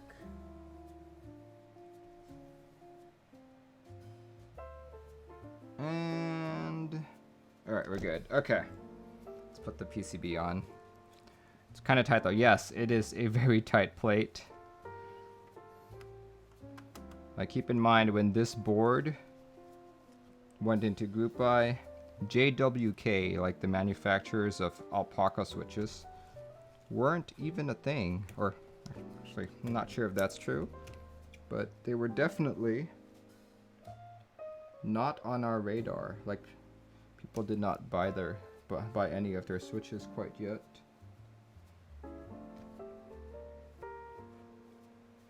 Was it a mistake to order 7U stabs since I also purchased a set of GMK white and black, and I'm sure if you're unsure if it's compatible? You can look at the set and see if the spacebar is there. All GMK sets should have 7U as a standard. Is that true? I somehow don't think so. I think I've seen GMK sets that don't have 7U. Or maybe I'm just thinking about the drop ones. The ones that drop cells.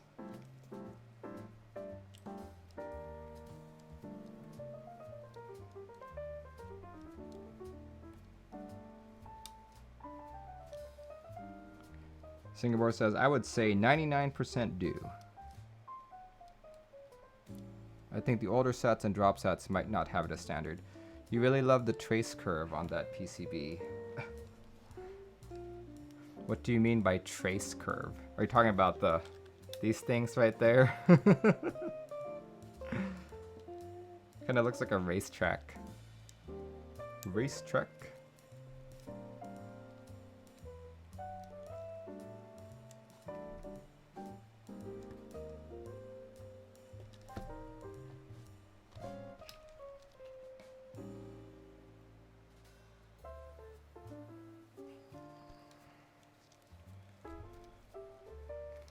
Ugh, so tight. Holy cow.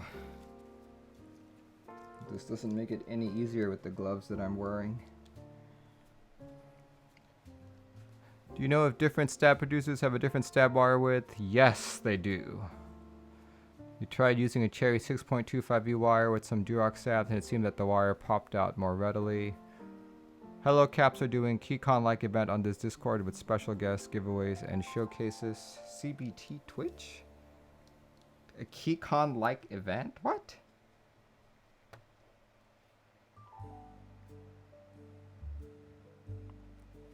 Yeah, for those of you who don't know, KeyCon was supposed to be what?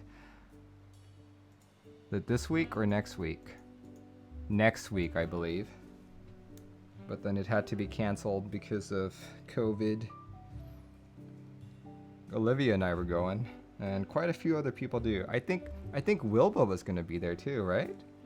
Singapore says today. Oh yeah. Yeah, I think Wilba was supposed to be there too. We were gonna rent a house like we usually do.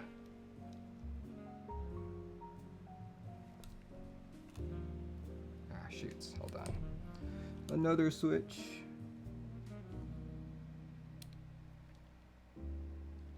There we go. Got a reminder on your phone. I know, right? I like signed up for this for the event.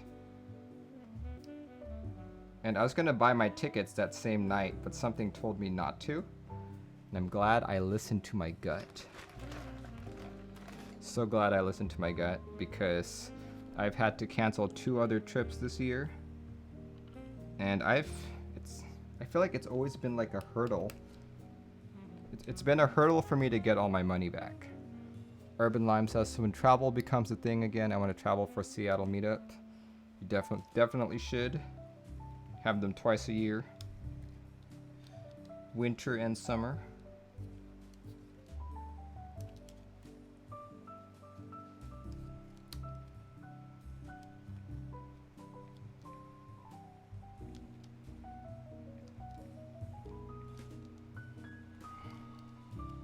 Whew.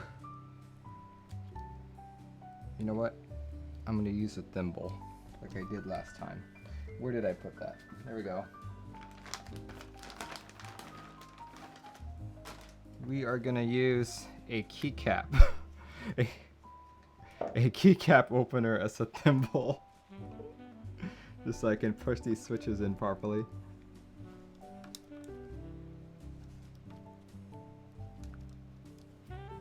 There we go. There we go. It's much better.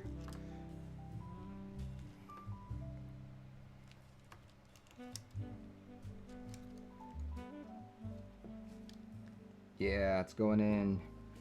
Hooray! Okay. Let's be safe and just push downwards onto the table. Such a tight plate. Yeah. Well, it's also because of the Alpaca switches, I think, and that I've got thick films in them, so it's... I make a tight situation even tighter, you know?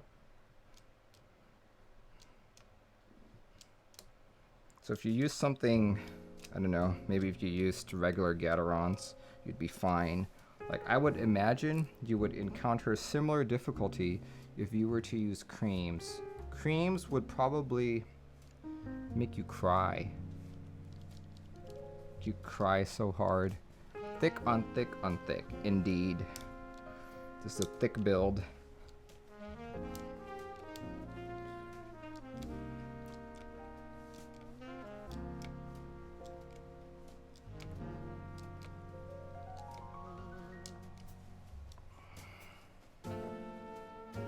Whew. Yeah, that's doing it. That is doing it. Excellent. That middle row right here still isn't all the way in. Jeez. Okay.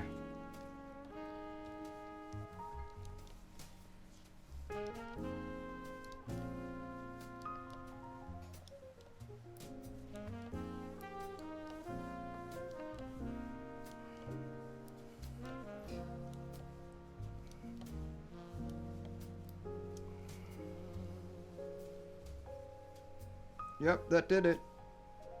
Looks good.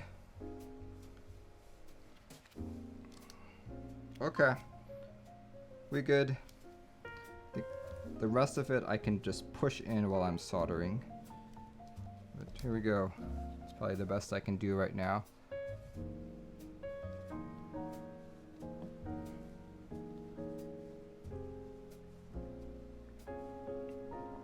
Whew.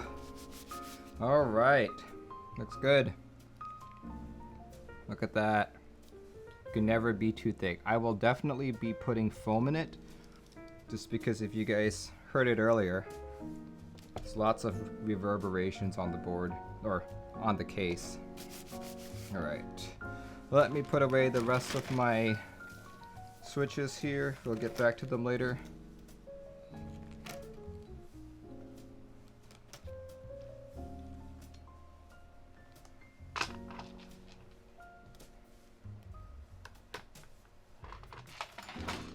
that there for now. Put the thimble away. Alright. Alright, ready for some soldering.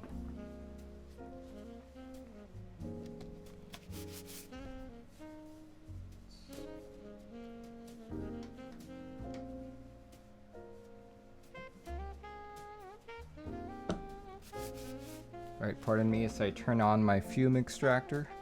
It's gonna sound like a vacuum in the next room or sorts. There we go. I like to use, let's see, which solder do I like to use? I like to use these little vials by Kester. They are 6337.031 inch diameter, 0.75 millimeters, for those of you who are not in America.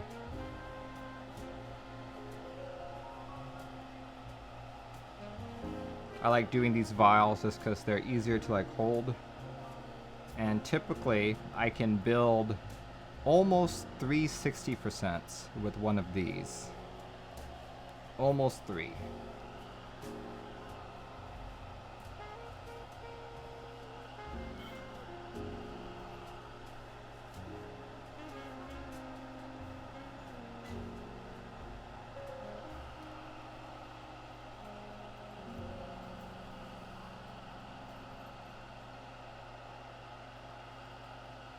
And here I went and bought a 1 pound spool. That's fine too. I just feel like it's harder to like control.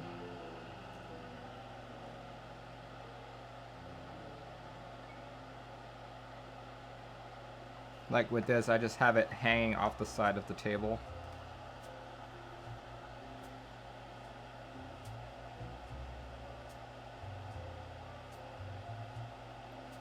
It's easier to store as well, in my opinion.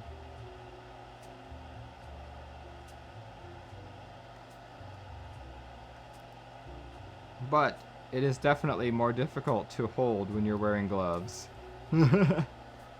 That is what I am experiencing right now. I usually cut a length and solder with that. Yeah, it's another way to do it.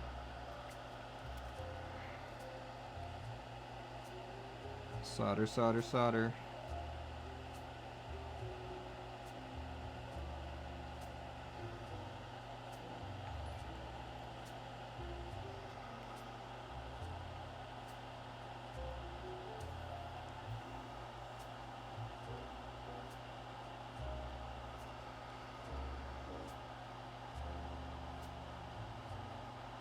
Do.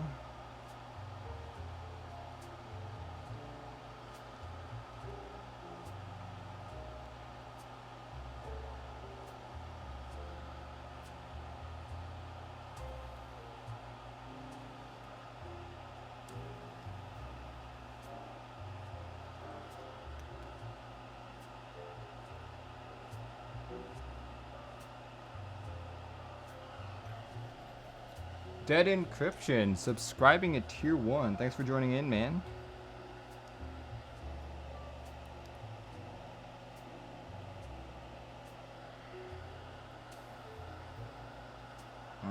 Yeah, they're not completely flush.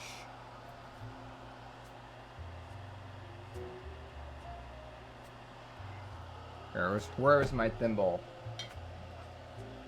Thimble, thimble, thimble. That's what I'll do.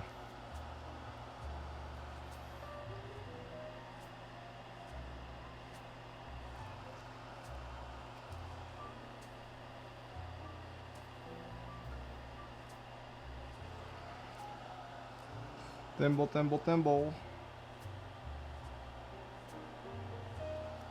Whew. It's hard on my thumb.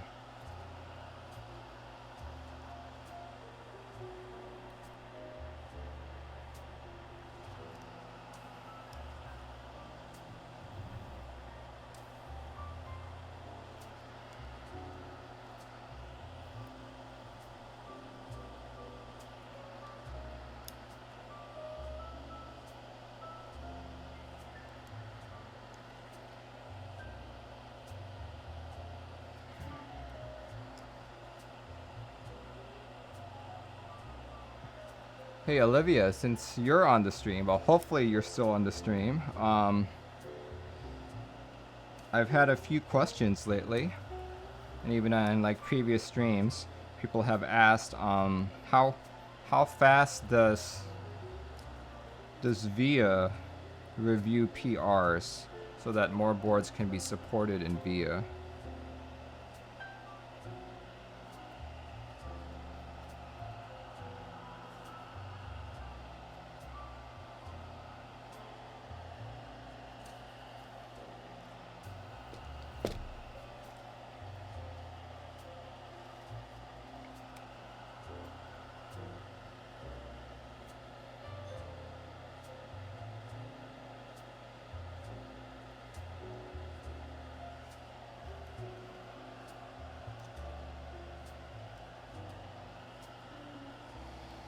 Word chat isn't trying for me, but or is that not an active chat now?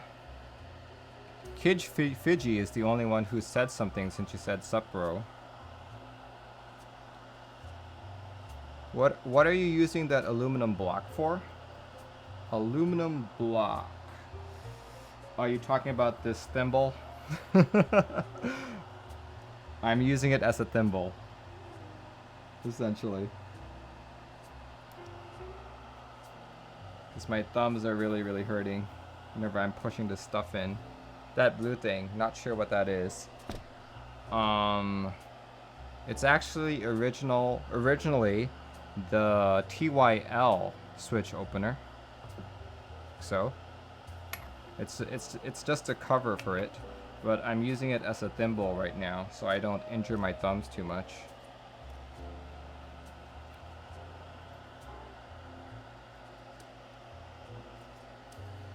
Sure.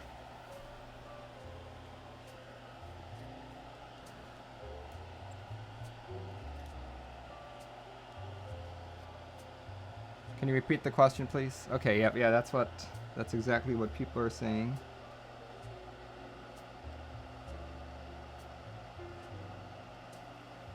Yeah, I've had quite a few people ask me that question, and I'm like, I don't know.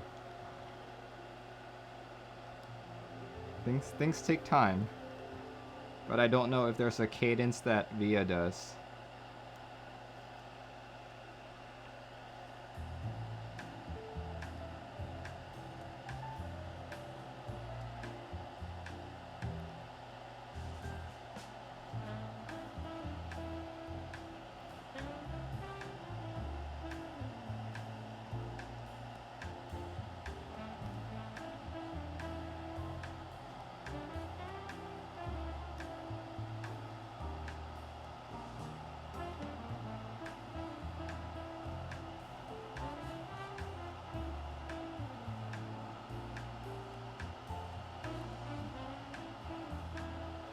The lag time usually based on if firmware PR has been merged or not. Ah, okay.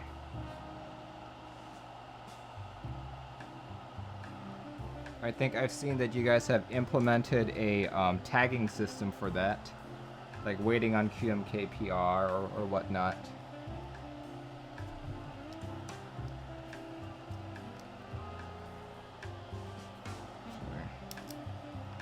Let's go from here.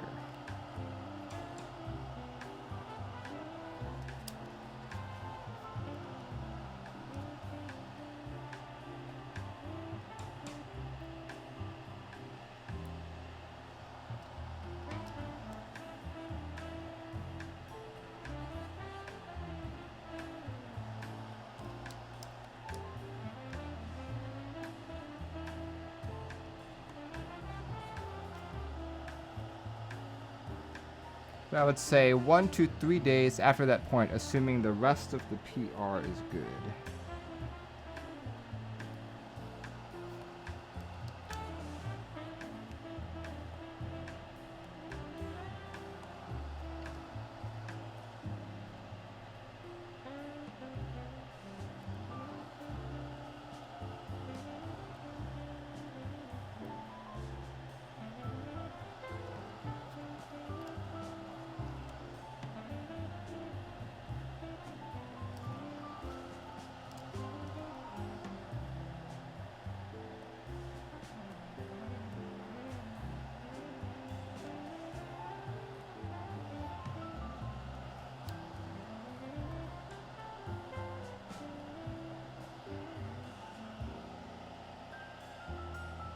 How is everything going? You have to tell me how to deal with the flood and stuff. Most of my belongings are still in boxes, to be honest. We are waiting for construction crew to finish painting everything again. This last week, they've had to sand a lot of our walls, a lot of our ceilings, so yeah, that was not fun. I know, it was kind of frustrating for me, to be honest.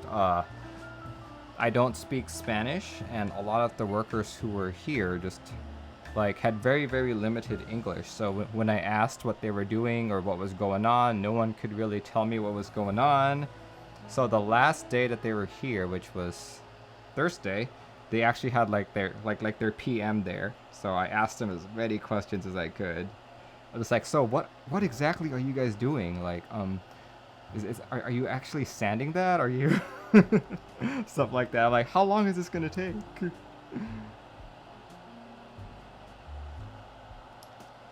Yeah, so it's been it sucked. I'll be honest. It's been a sucky week.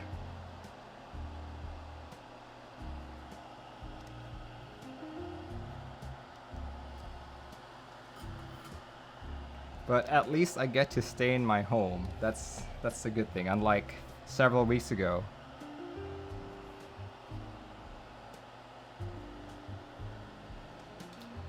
Yeah, thankfully I understand Spanish, speak a bit, and my wife is fluent. Perfect. My wife is semi-fluent, actually, but she's at work. So I can't just keep calling her like, hey, can you talk to this guy?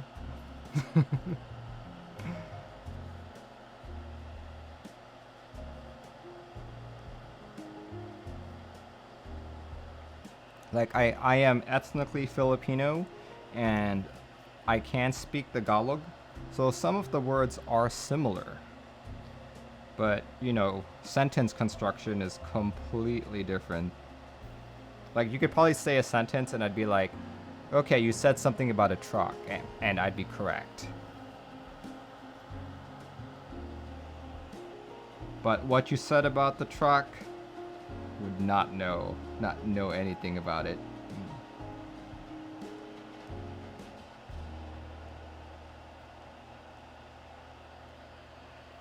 Say no KB says KBD67 Mark II soldered, supported by VIA. Yes, they are supported by VIA, but you need to install firmware that actually has VIA turned on.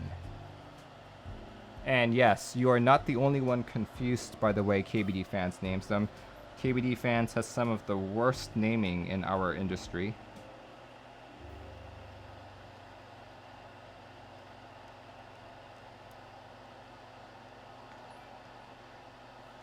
Like, people habitually flash the wrong firmware on the wrong keyboard. A large part of that is not following instructions, but I also believe KBD Fans is to blame for their confusing product naming.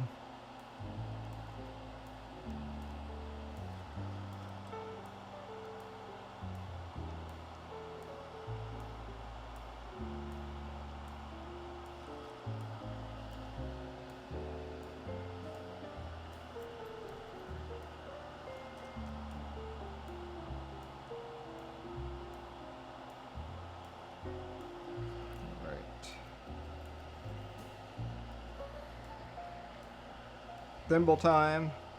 If the wrong firmware is flashed, it's no big deal, right? Just reflash the keyboard. Correct. As long as it's the same microcontroller. Like, if you flashed a firmware file meant for a ARM microcontroller onto an AVR microcontroller, you could potentially brick your board.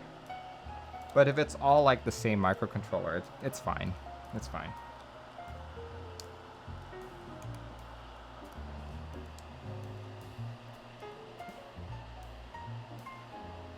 Like, yeah, sure. Like, your board still won't work, but it's not like you damaged it or anything. Any particular reason wearing gloves today? Yes, this is a brass plate. And I don't like wearing these gloves because it is making stuff a lot more difficult for me. I can't push switches in as tight as I want to. I Like, this soldering iron is really, really slippery for me right now. I'm like gripping it tighter just to make sure I don't drop it. All that stuff.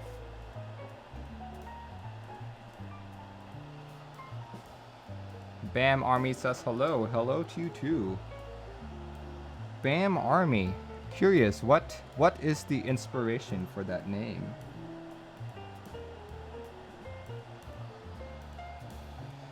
By the way, what is that 75% keyboard you are using? If you do exclamation point keyboard, you will get the keyboard that I'm using. But that is a Jupiter 75. I believe it might be the only Bluetooth 75 in our community.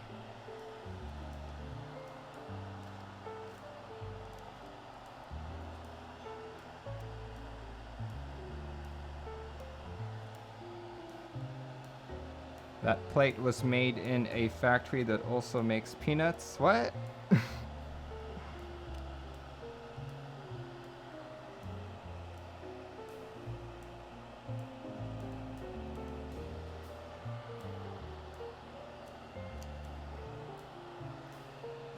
Whew. My thumb, even with the thimble, it's painful. Much pain. Oh, I get it. It's because I'm supposedly allergic to peanuts. That's why I'm wearing gloves. Yeah, no, I don't think that's the appropriate protection if you're allergic to peanuts. Which I'm not, by the way. I am not allergic to peanuts. In fact, I have yet to do an allergy test. I am only allergic to one drug that they gave me back when I was a baby or something, but I haven't done any other allergy tests since then.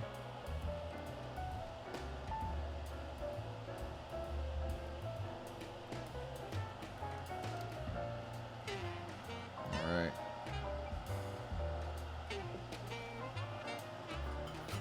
Okay, I'm gonna need to push more of these switches in. Starting to see some are starting to slit. And that is no good. No more slipping, please.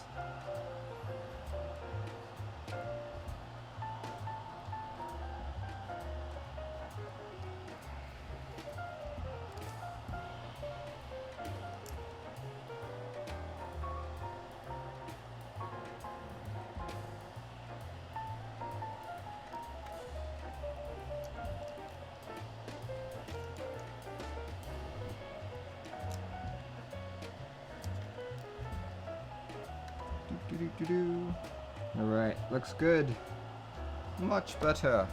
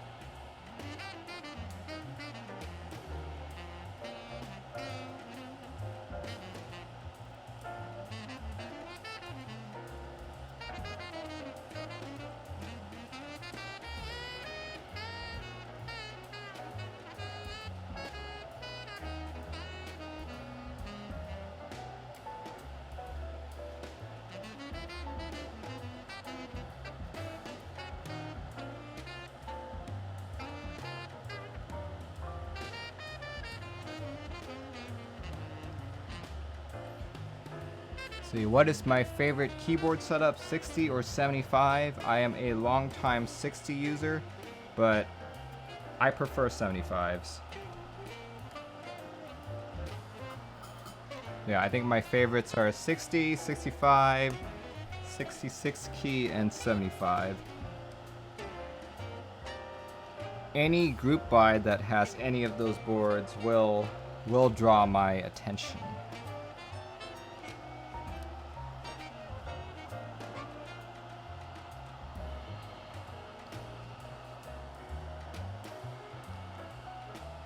75% master race.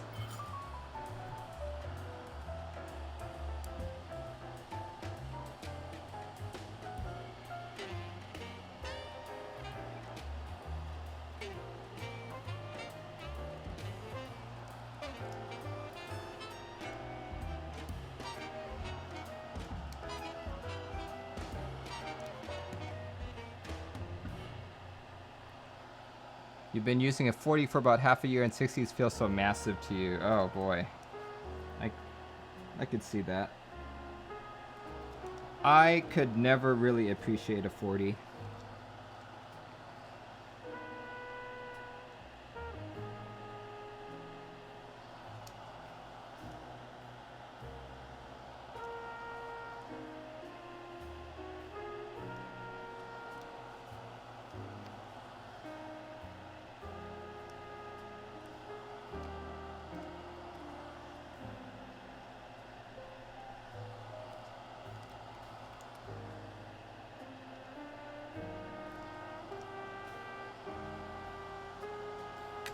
Right.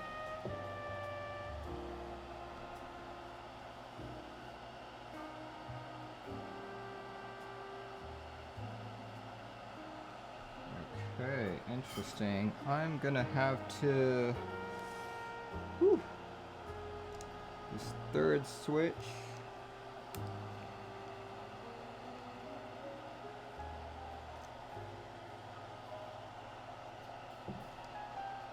Wow.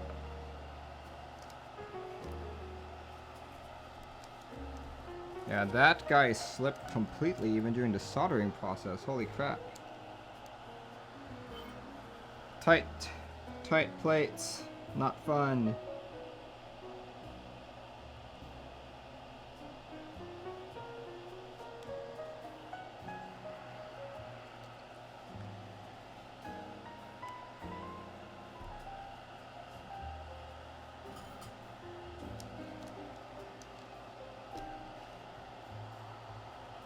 Alright, let's do that next row. Ah. Come on. Whew.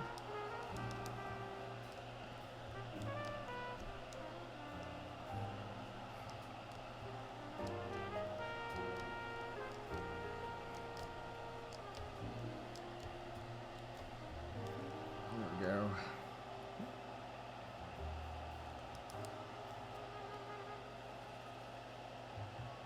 Okay, yeah, that looks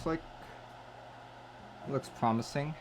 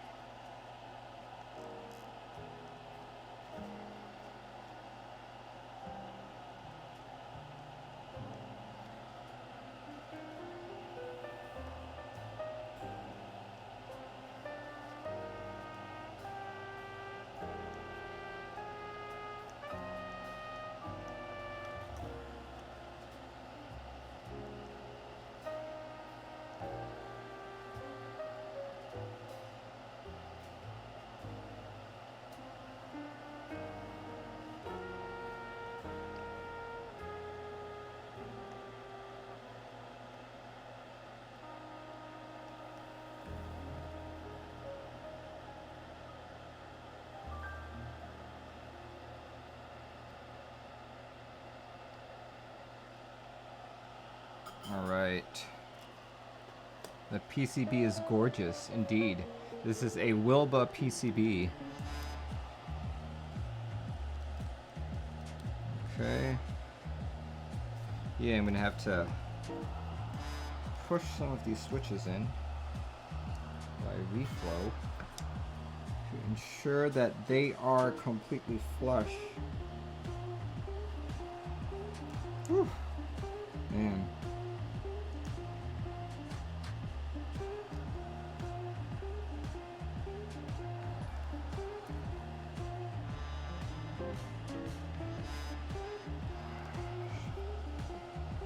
Don't ever go wrong with Wilbur PCBs, indeed. Now, they are some of the highest quality in our enthusiast market. In fact, I think this might be the third Wilbur PCB that I own.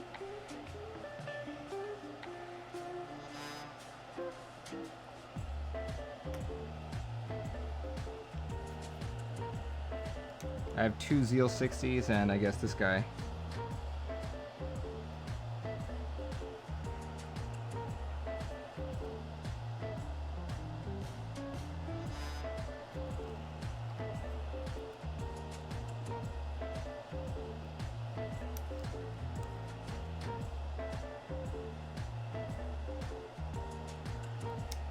Okay, alright, the PCB is officially half soldered. As some of you may know, I like to solder just one leg at a time and just align all of them first before I solder this other leg. So this next bit should only take me 5-10 minutes or faster. Let's go at it.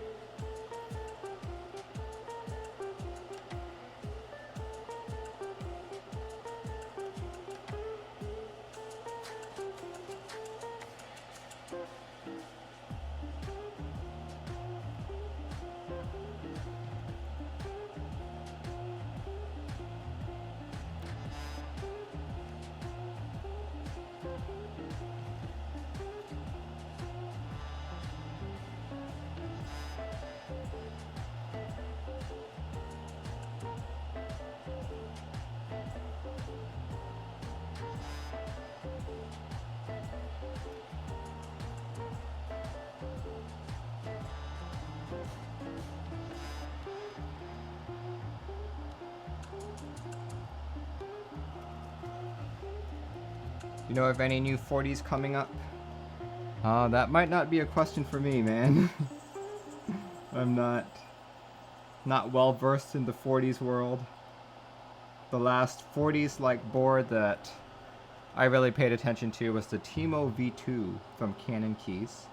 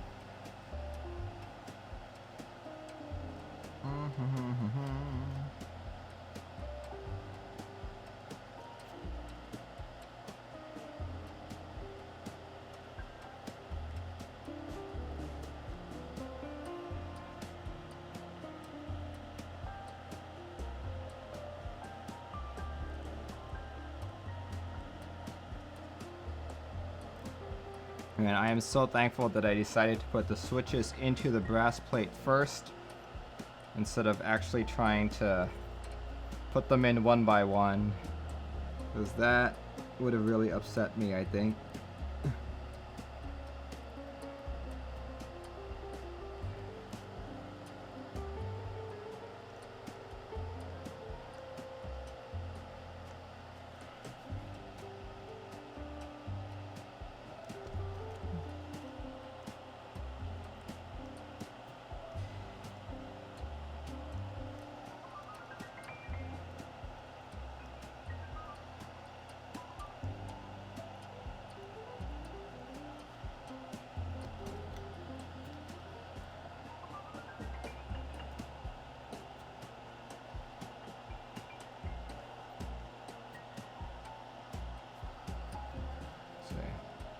Crying King says, "Oi, boys. Oi to you too."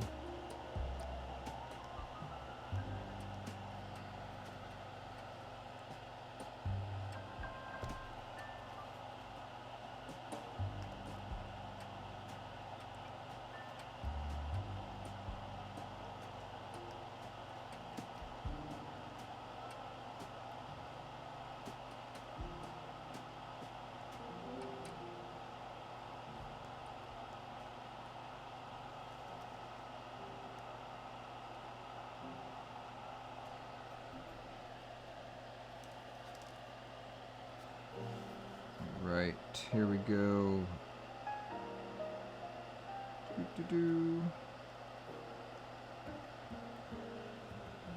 See, I see a couple more follows. Endeavor 1934 and Geometry.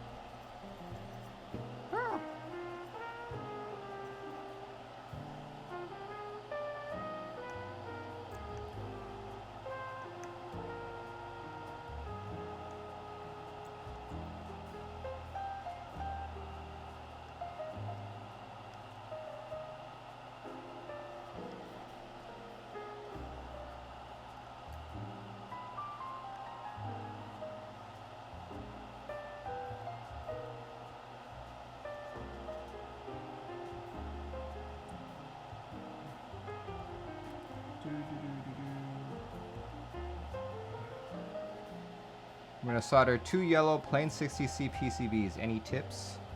Plain 60Cs are some of my favorite 60s, actually. In fact, if my plate comes in next week, I'll be building a plain 60 type board.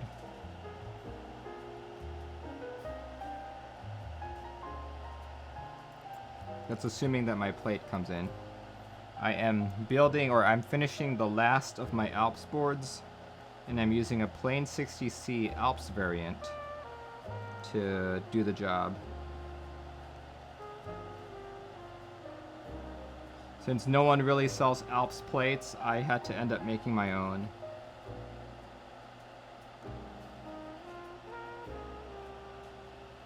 Jaw tosses Ellengate.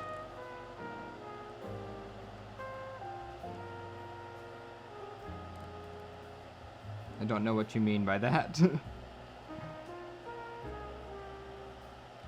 And I also didn't know that the plain 60Cs came in yellow. The plain 60Cs that I have were all blue. I bought mine directly from Martin Watt himself. So, where did you buy yours?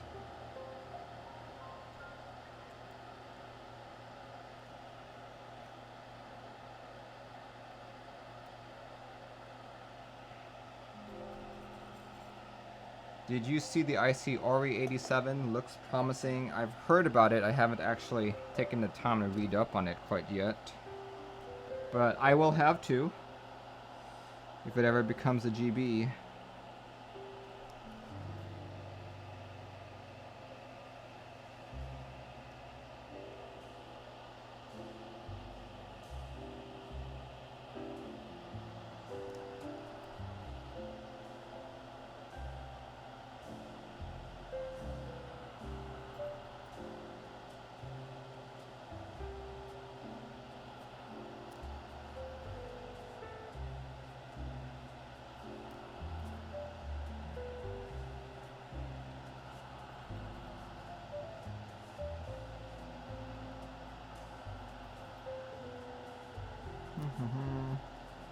Just making sure all my solder joints look good.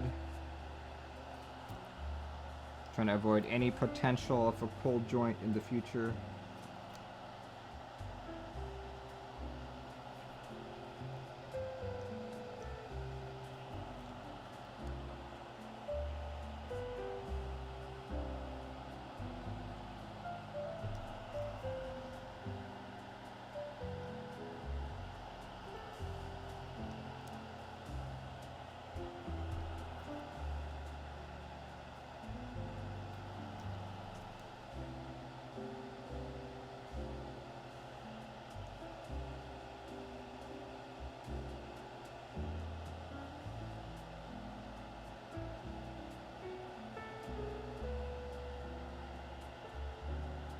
Alright, looking good.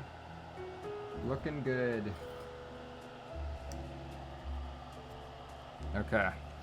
Now I gotta do this bottom row. This is the part that always gets me. Oh wait, I still got these keys. No problem. No problem.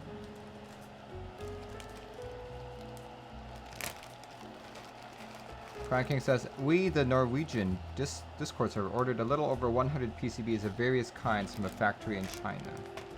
Ah, okay, that's why. That's why.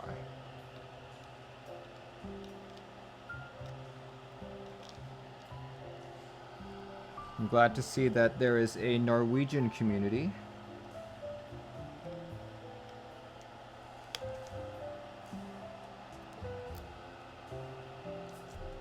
It's always better if you have lots of keyboard folk in your general vicinity. Like, I feel like I've always been blessed with that. Seattle, Washington is one of the biggest keyboard communities on the planet.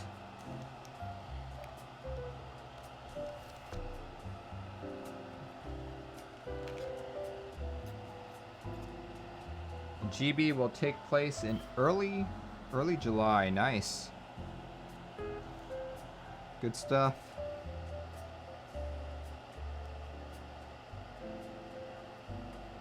I will have to say though that 87 key keyboards, namely TKLs, are not something I usually pay attention to.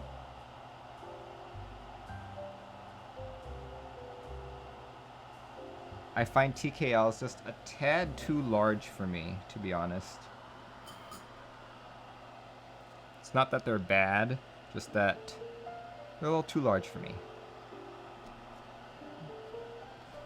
Alright, time to grab some keycaps here. Let me grab... Here, let me turn off my soldering iron really quick. And my fume extractor. Let's grab some keycaps just to test on this. Just to make sure I have the right pieces.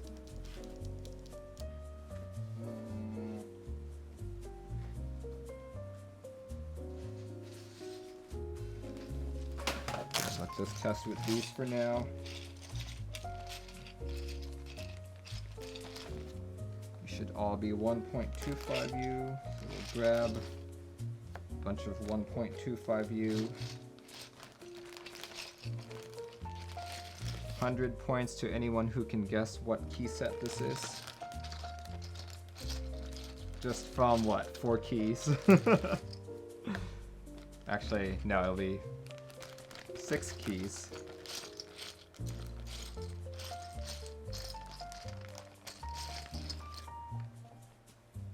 And just from the mod color.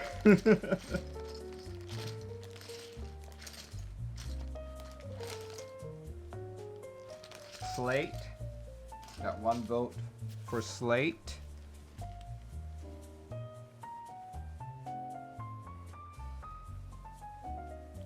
Any other guesses? It's a key set that has showed up on stream before.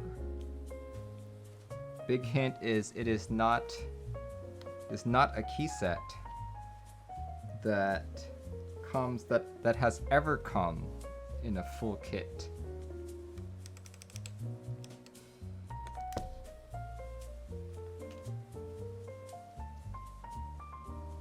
But it is a GMK set. And Endeavor, no, it is not Slate.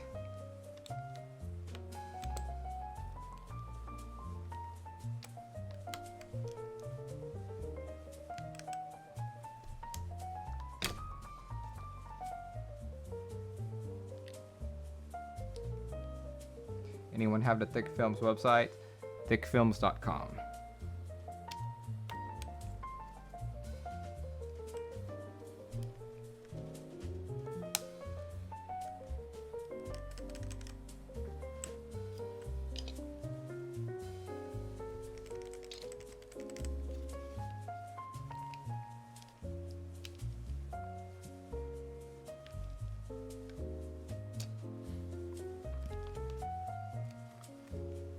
Lol the Toll says I'm dumb. No, you're not. It's a very valid question.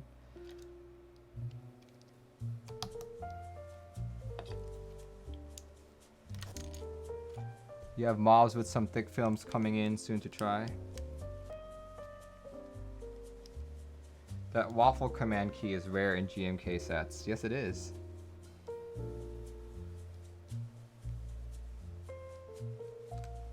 Alright, since no one else is guessing, this set are the modifiers from GMK Clue Board. It is a set built specifically for his layout.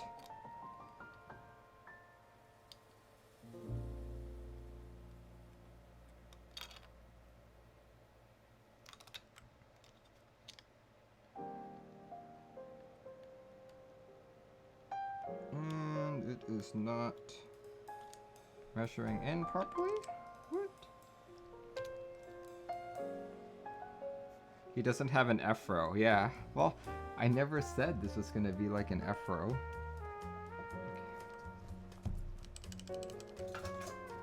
Let's see. I positioned those keys incorrectly, so let me pull out the second one.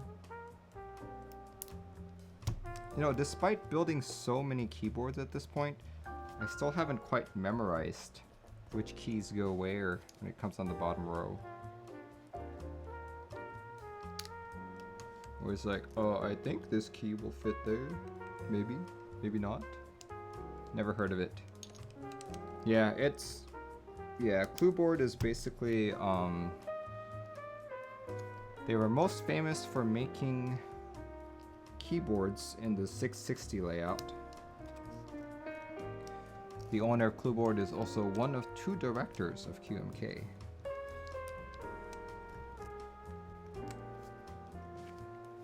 PCB designers should really label positions. I totally agree. But you also have to understand that if you put labels all around the keyboards like that, that doesn't make it look nice. It's not beautiful. You know?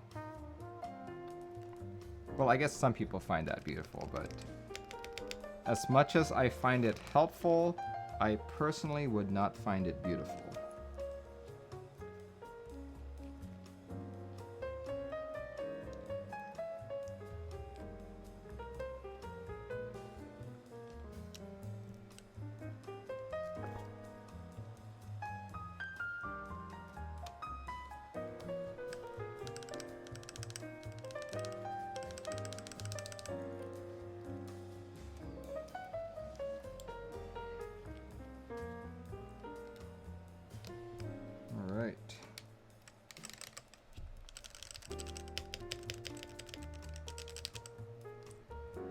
Got all the missing keys in.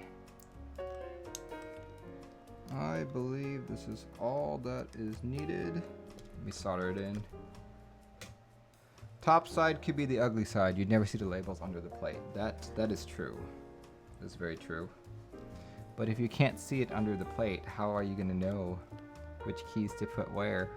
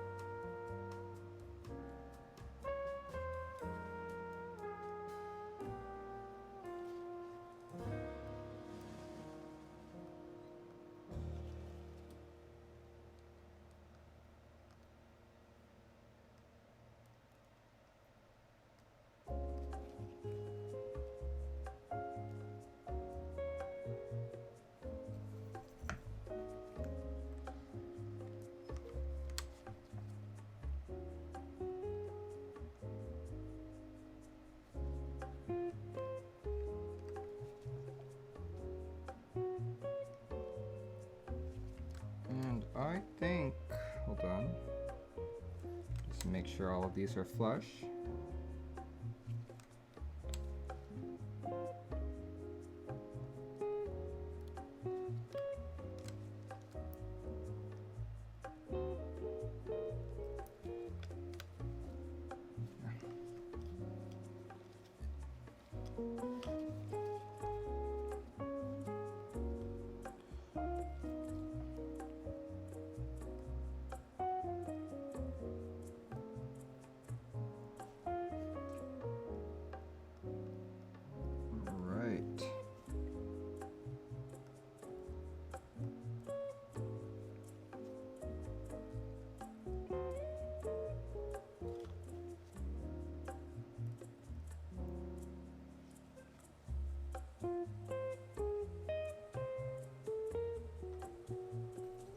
All done. All done soldering. What are those stabs? These are Zeal stabs.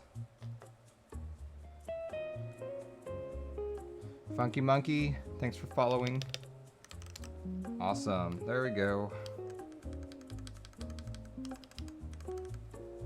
All soldered. So now I just have to check. Just have to check that the board still works.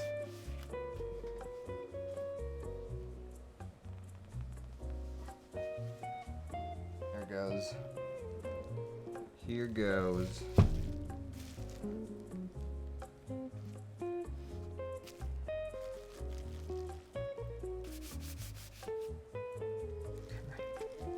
Now there's gonna be so much fun trying to put in with gloves.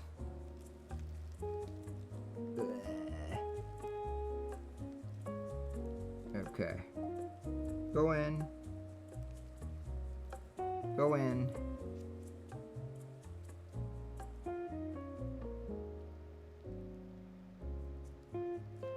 Shoots. Let's try the right hand. Right hand should be better, right?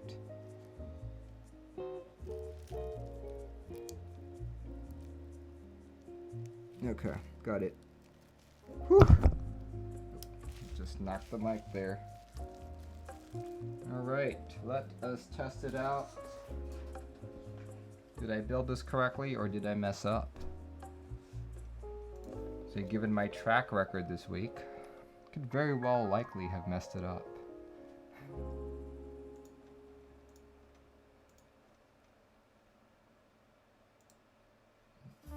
Here we go. I'm using QMK Configurator's test keyboard mode. Hey, the light still turns on. That's a good sign. It's a very good sign.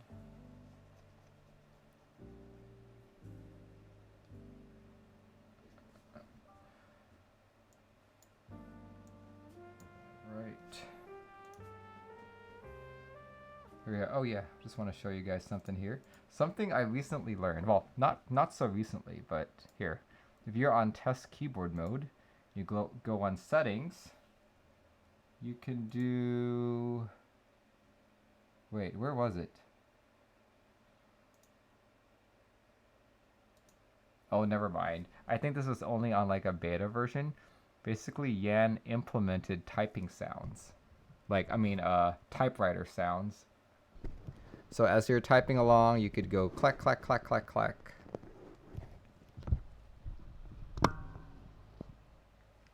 There we go. Let's try this out. Please. Please work. Please work.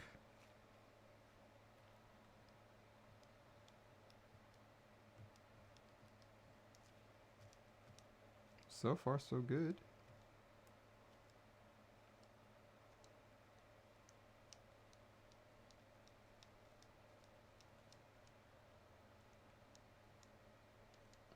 Oh, W key. All right, we'll go back to the W key in a bit. See what's wrong there.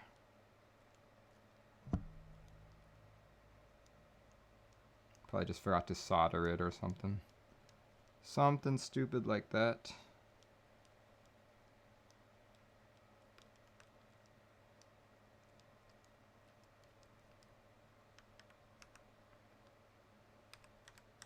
All right, W key. It's the mute button, bottom left of the terminal display. Oh, okay. Bottom left. There it is, there it is, okay. Let's do.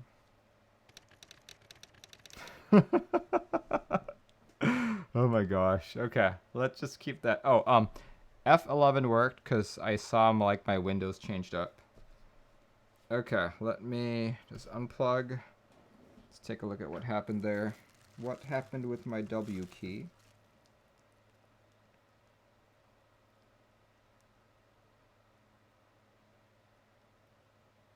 Yeah, that's strange. It was this guy right there, right?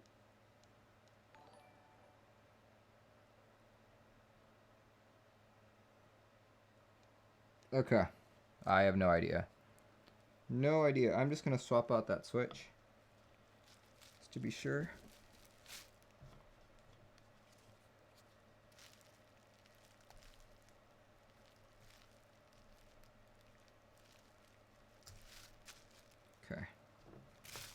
go. No idea what happened. Something wrong with the W key.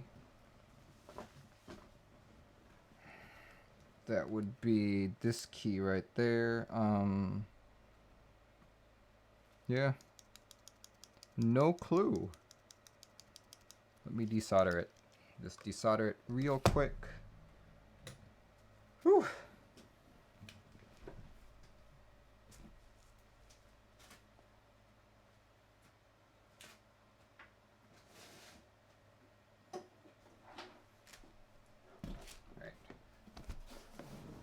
Taking off the gloves just because it's so sweaty. Oh my gosh.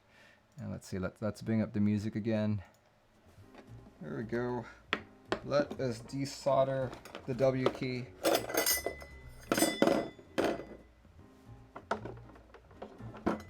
So another reason why I'm taking up the gloves. I do not want to reduce my dexterity while I am desoldering. That could potentially be a very big mistake.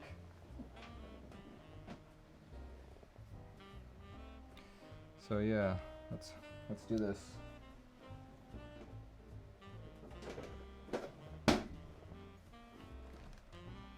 It could be a horror story waiting to happen. I'm gonna go plug this in. Let's see.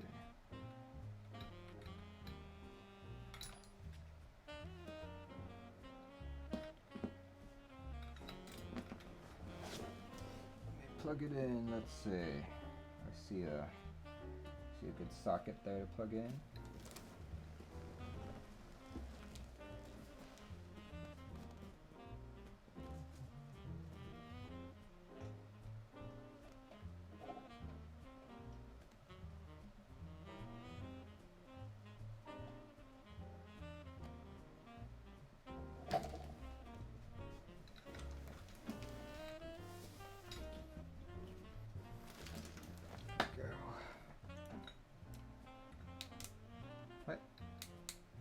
Let me try a different socket. So that's not really turning on quite yet.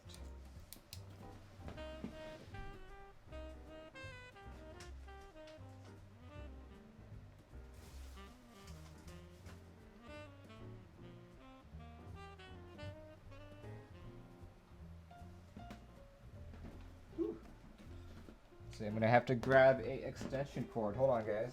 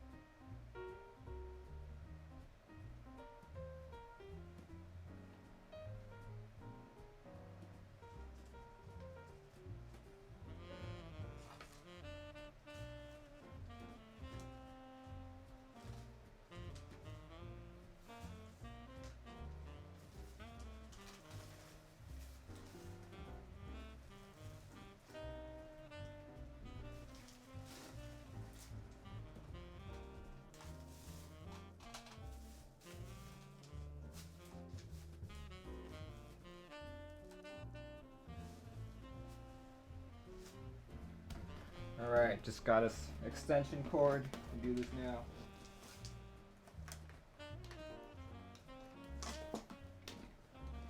There we go. Desoldering gun. Something wrong with the W key. W key is unhappy right now. I'm going to give my soldering iron or my desoldering gun a moment to just warm up, and we will take off the W key. And at this point, I've soldered in enough that even if I were to touch my plate, I'm not going to add too many fingerprints.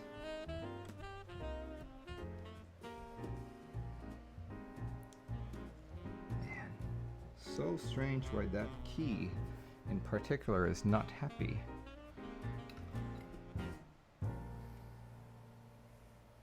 Don't Don't know why.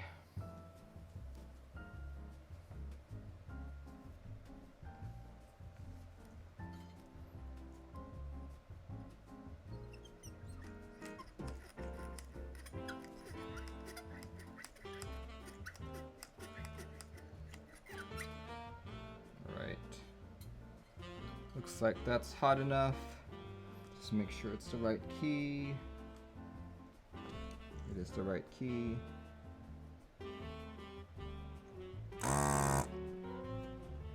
Alright, one leg desoldered. Another leg desoldered.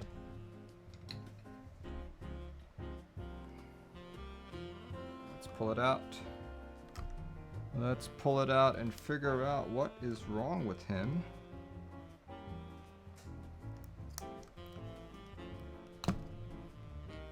And the answer is, it is a bent leg. It is a bent leg. That is the answer. Oof. Right. Easy peasy. Easy peasy solution. Glad it was not anything more serious. Was it a missing diode? No. That would have been bad.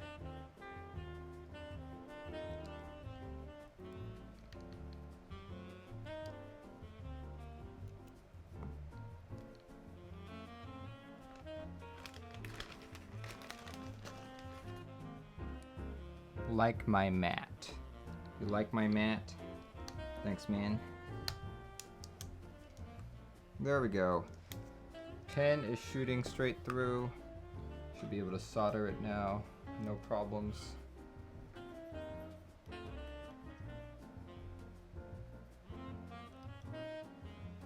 Yeah, now that I look at it, that does look so much better.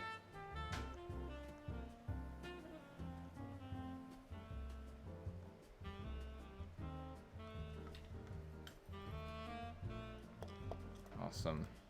Very good.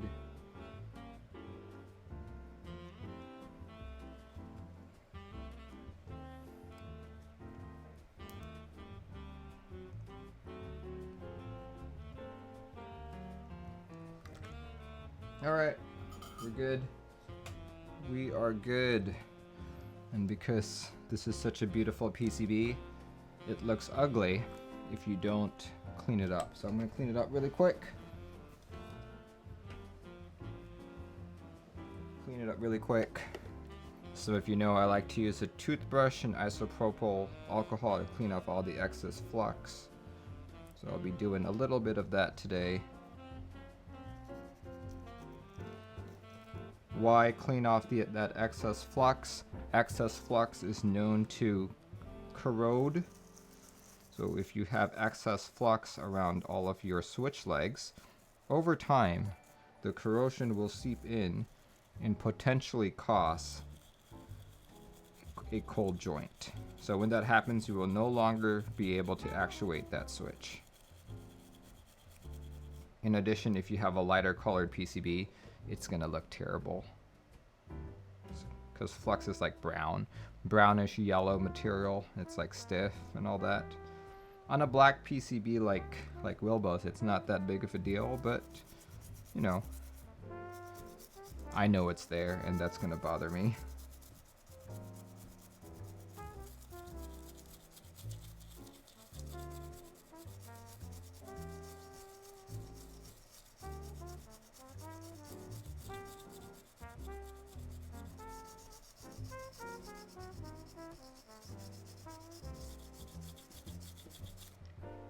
There we go. Got off quite a few of that.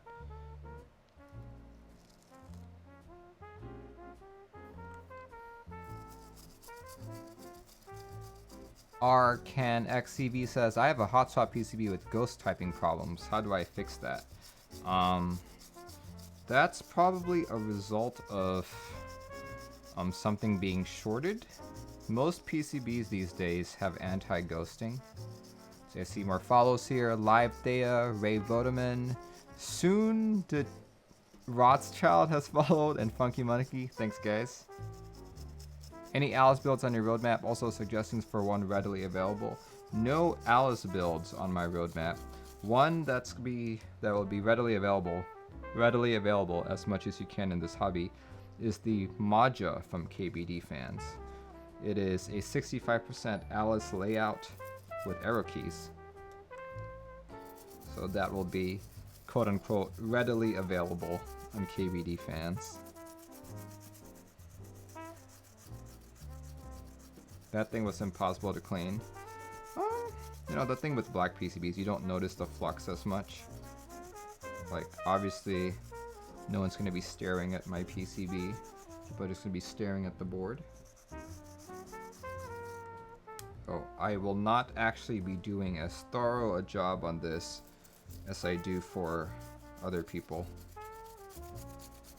Because for some reason, most of my customer builds have had light PCBs, which is weird. I'm like, oh, okay.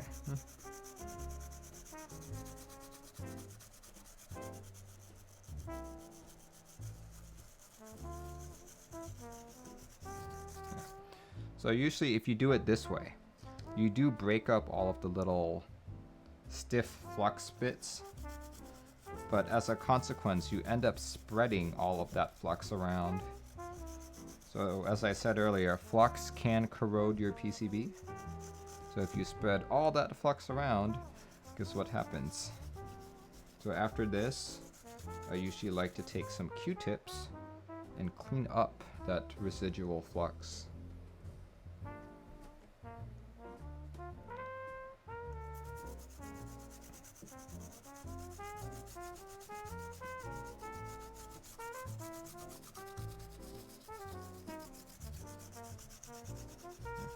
And the way you can tell that the flux has spread around is after you brush your PCB like this and you touch it.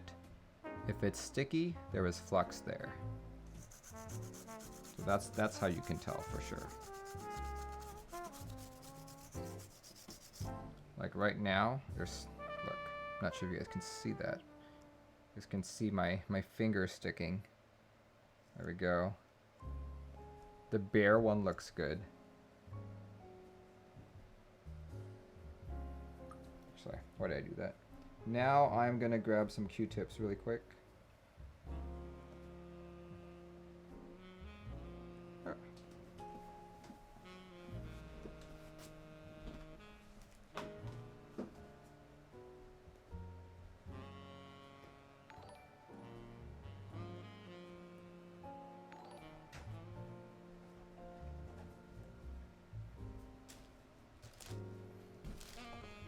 Oh my gosh, a raid while I was gone. Who is raiding me? I didn't even catch that. Who the heck raided?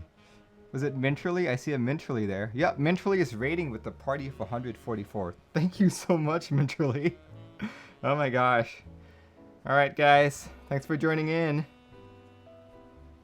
You guys are in the middle of me building a Xeno PCB, or a Xeno 75%. I have just finished soldering and I am now cleaning up all that excess flux. So that's what I'm doing. I've brushed the PCB and now cleaning it a bit up. Wow, so many people here. See a Mojo Jojo 69X has followed, Steel Wind. Thanks guys. So you guys can see that my Q-tip has turned a little more yellow, a little more brown. Dang. You can update your raid message with butts. Oh my gosh. Do you prefer to clean your board? I do actually. Especially if it's a lighter colored board, because I can see all of that residual flux. Like, sure, Merlin, why don't you use no clean? I find that stuff actually harder to work with. So this way I have more control over how my PCB looks. Is that Singa V3 or KBD 75? This is Xeno.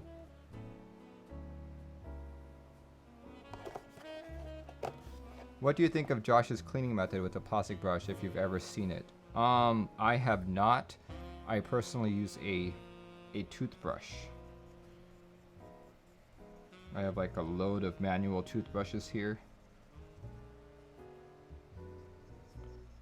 Contact cleaner is good for PCBs. Really? Are you sure? Never actually seen anyone use contact cleaner.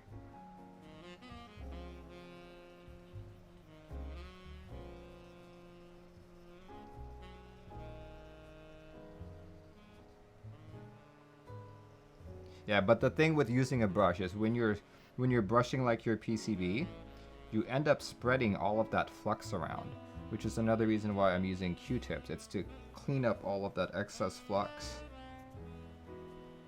Like, it's good and bad. It's good because it chips away at all of the little hard pieces, but it's bad because then it takes all the bits from the hard pieces and spreads it all around your board. You clean your motherboard with it, really? Okay. I've never actually tried. I guess if it works on a motherboard, it should work on a PCB. By extension, right?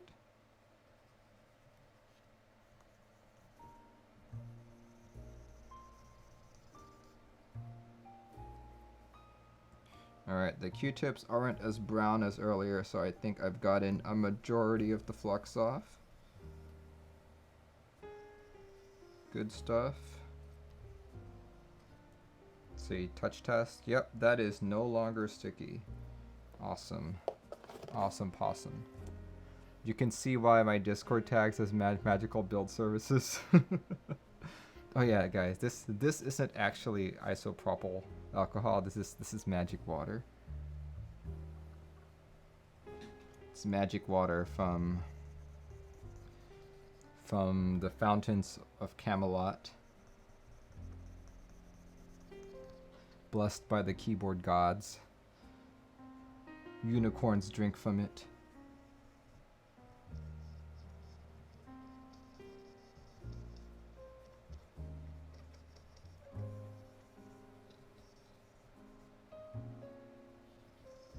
Alright guys, we are ready to put this board together.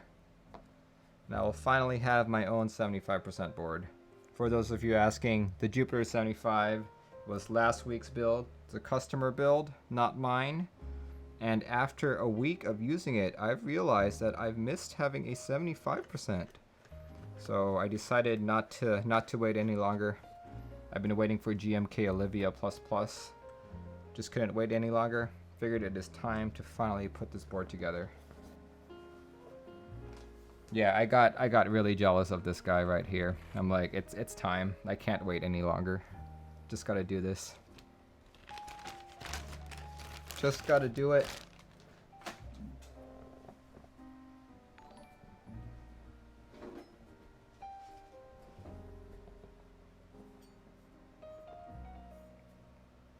See a couple more follows here. Albtrometer, Alice SCJ, thanks for following. It's also sparkling, but only on moonlit nights. It's also sparkling. Yes, indeed. Alright guys, so the Xeno 75 is a top mount board. So let's see. Let's put all the pieces together. All the pieces.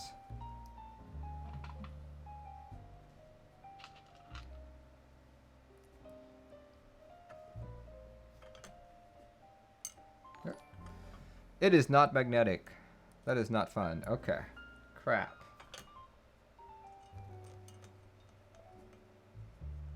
Really, Zeal? You did not make these magnetic?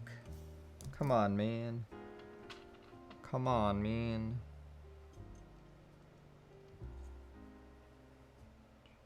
Richie, this desk mat is the Cherry MX patent desk mat.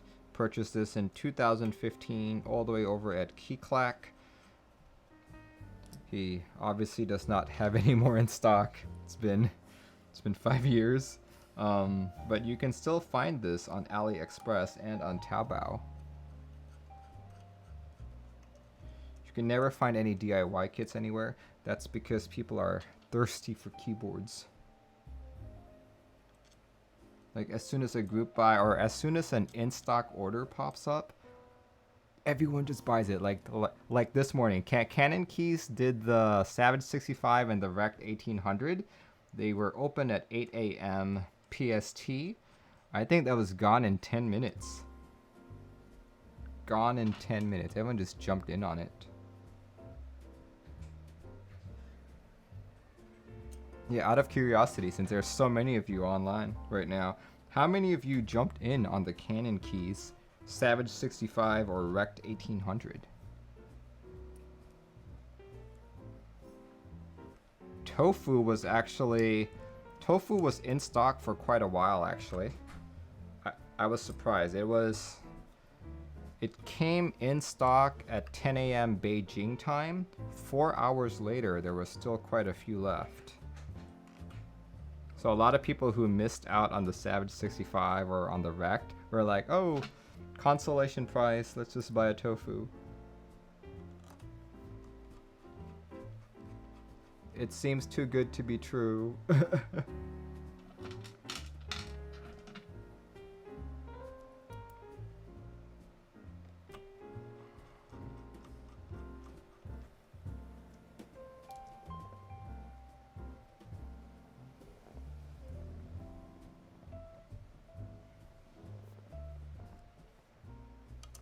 Let's just tighten up all these screws. Tighten, tighten, tighten. It is a top mount.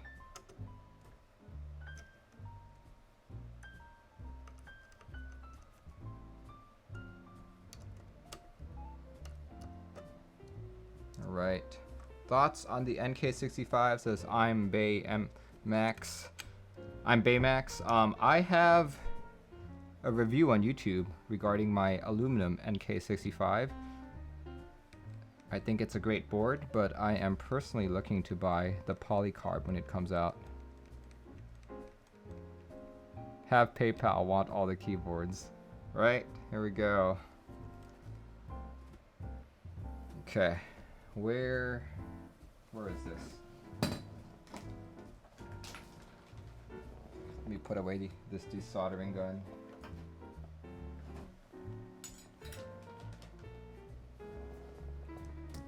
Right, that's a nice looking 75. Thank you.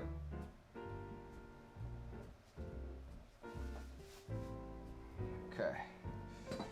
It is supposed to go into this case. You know what's funny? Just this bottom half of the Xeno is heavier than this Jupiter 75. Let's see. Earlier it sounded really bad, to be honest.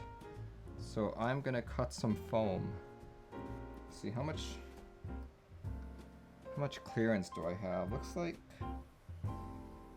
yeah, I think I've got enough clearance there. Should be fine. Let's try it.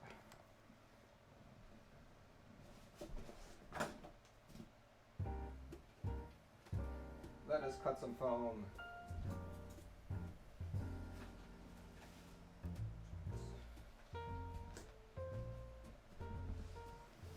$90 for PC, says Vitriol.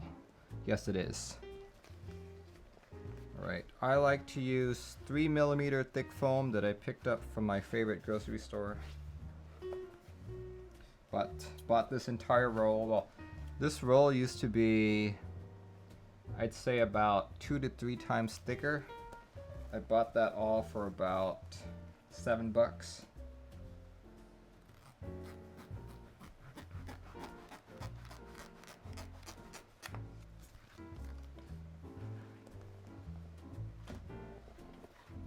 So how much of a covering do I want? I think I'm going to do, let's see, do that. Yes, the case is included. How much do I want?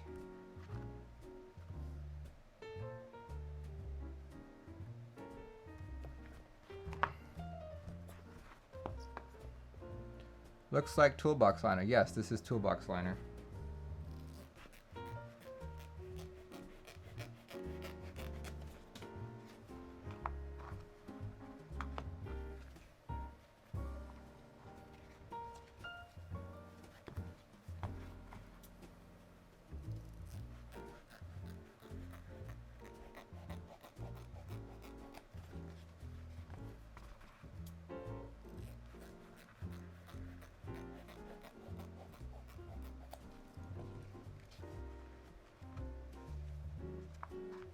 Hopefully this isn't too thick. Not sure.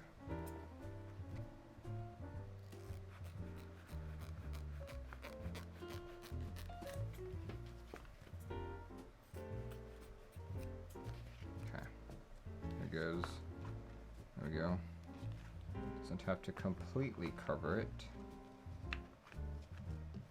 Go. Let us.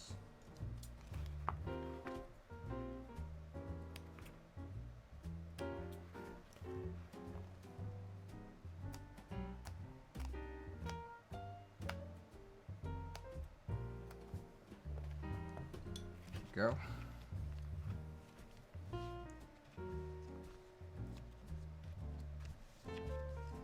Should be fine.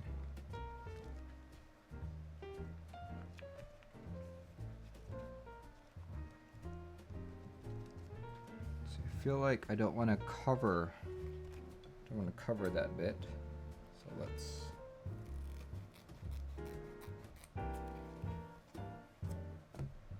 there we go. Let's do that. Okay.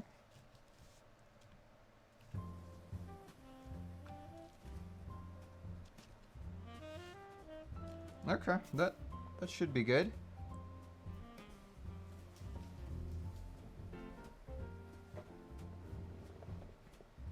Let's give it a shot. There's an online KeyCon thing. Oh my gosh. I've heard about it. I'm a little bit scared to join, but I probably will join after the stream. I'm gonna go to KeyCon. Hey, this is my newest board.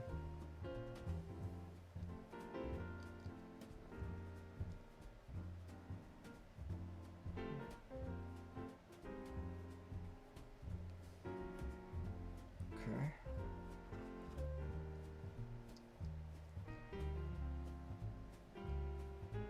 Okay, got it connected. Got it connected. Let's lay it down gently like so.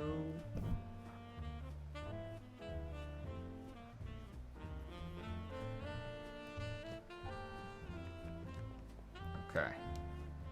There. Let's screw it in. Screw it in.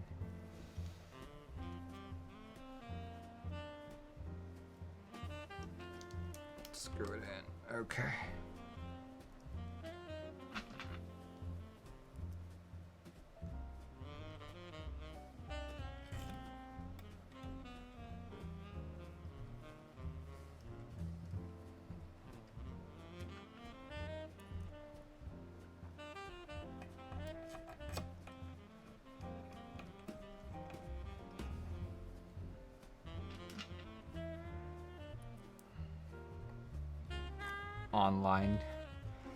Online KeyCon. That's interesting.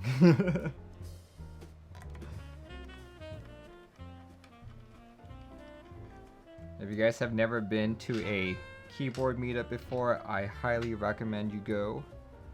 It's probably the best place to try all the types of switches you have been that you have been wanting to try. See all the new keyboard group buys and meet some fantastic people. Janculate says, do you work as a developer? Yes, I do. Not so much these days though. I still do some development, but not as much as I used to do.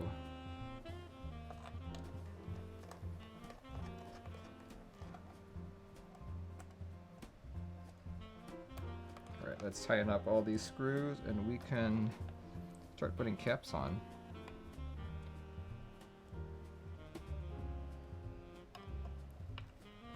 Why go when you have pre-builts? Why not? It's a chance to meet new people, talk about keyboards.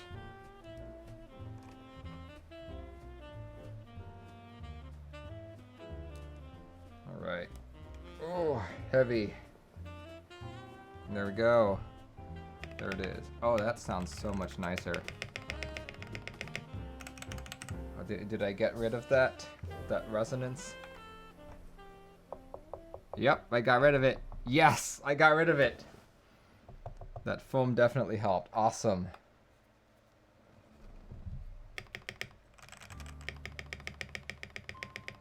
Yay. Okay. All right. Let's put an actual key set on it now. Hey, I'm happy. Let's try. Oop, hold on. It's not completely closed.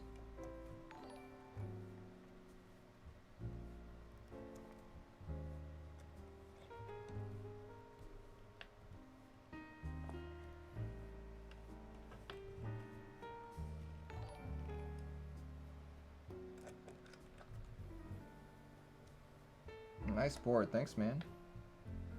This is my personal board. I've not owned, well, I've not been able to use a 75 as gorgeous as this for a long time. I sold my Duck Octagon V2 just so I could finance this board. As some of you know, that is the board I learned QMK on.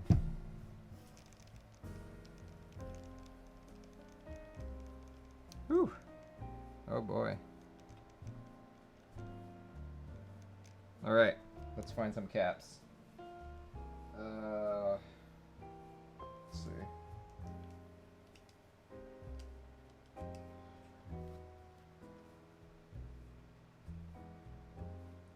Oh man.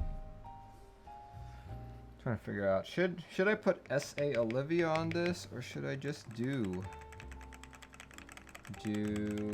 white on black?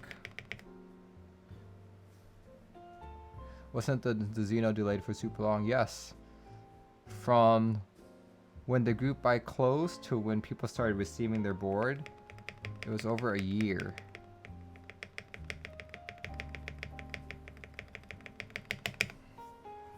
Let's see, what? I'm trying to think of what key set I should put on this. People say no SA, but I want SA just to make it Thok. How could you not put JTK Toxic on it? I don't have JTK Toxic. SA. Well, yeah, let's do SA.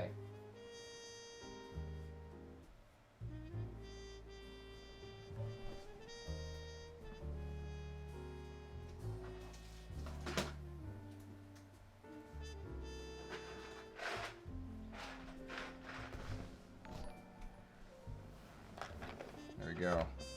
We are gonna put SA Olivia on, just what the original plan was. Let's take off GMK clue board really quick. No GMK clue board.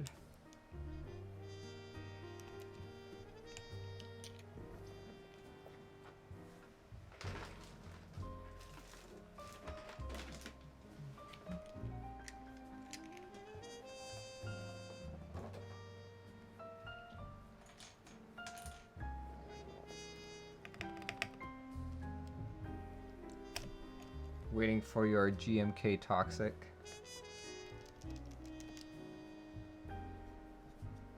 Alright, let's see.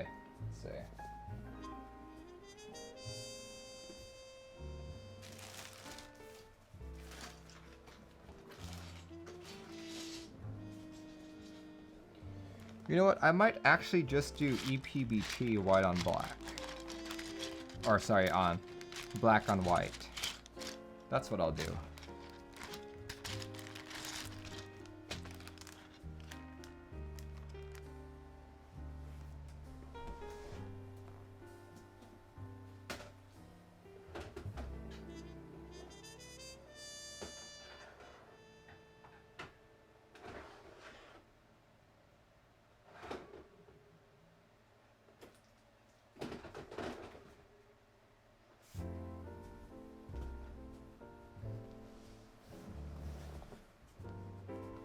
There we go, alright. I very much like Cherry Profile over SA, but I do think SA looks so much nicer.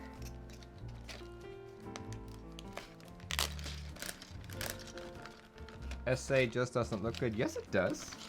SA looks amazing.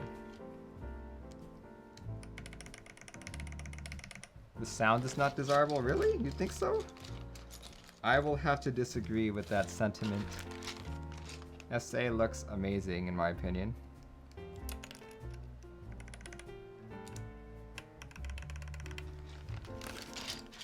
SA is greater than GMK.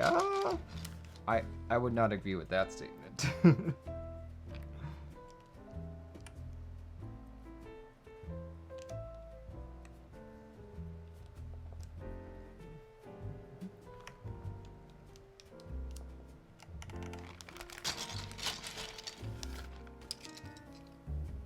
Control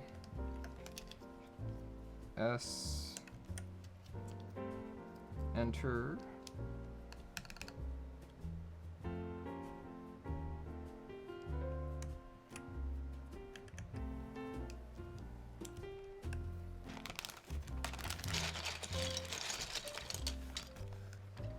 First time on your stream, what's your preferred plate material? My preferred plate material is either stainless steel or aluminum. But if there is PVD coating available, I choose brass.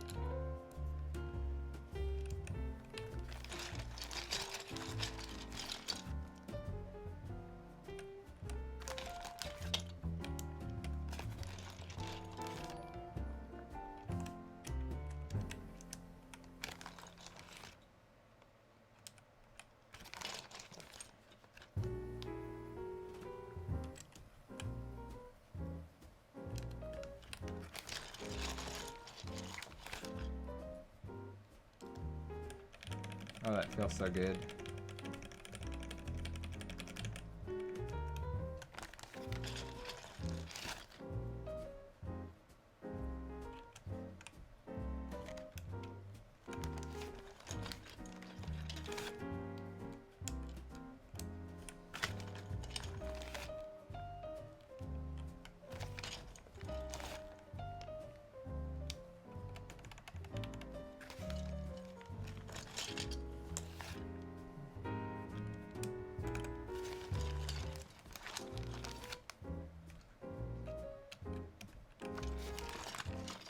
To this day, I still think nothing beats Imsto despite all the shady stuff that went on there.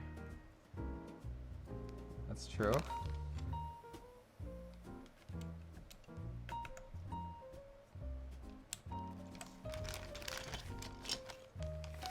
Shift key.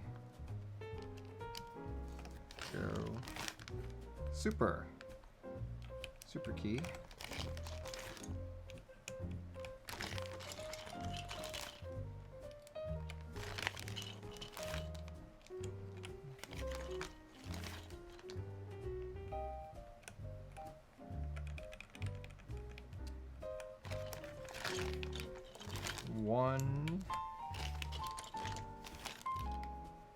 Sultan Asleep says, I've never tried SA. Is it pretty easy to get used to from GMK? I would say no. I've always felt that with SA, it's higher profile. It makes it further away from the switch. So when you're typing, it actually reduces your accuracy and your speed.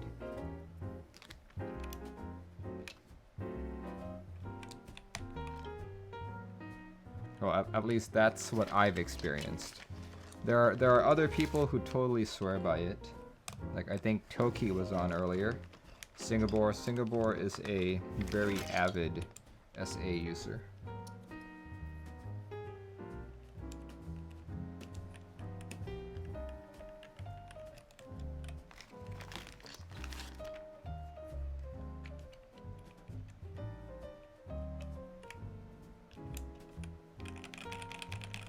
It's basically for the talk then, sure.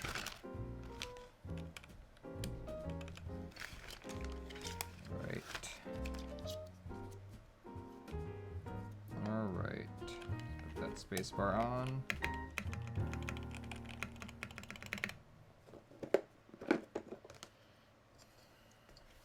Okay, let's try and get all these other keys. All these other keys.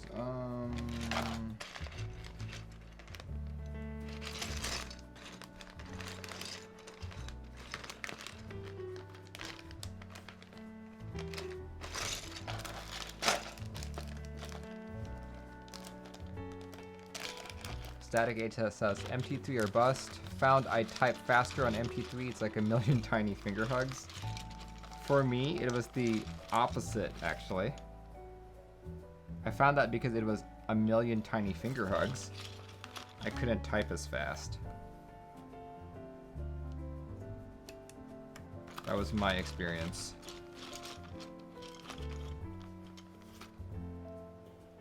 F6. F12. It's been so long since I've had to put F-row keys on anything. Savage sold out in 1 minute and 11 seconds. Really? I thought it went longer than that. Dang. It's crazy. People be wanting all those keyboard kits. I think the main appeal for Savage was that it was in stock. Like, you could get a quote-unquote premium keyboard kit and have it delivered by next week.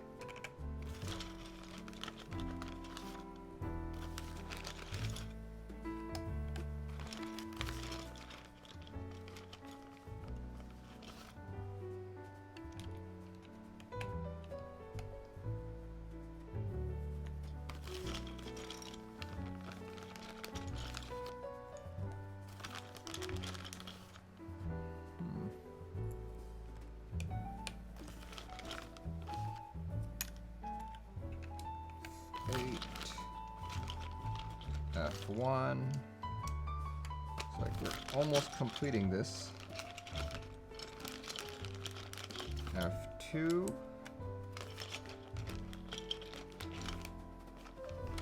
Pause.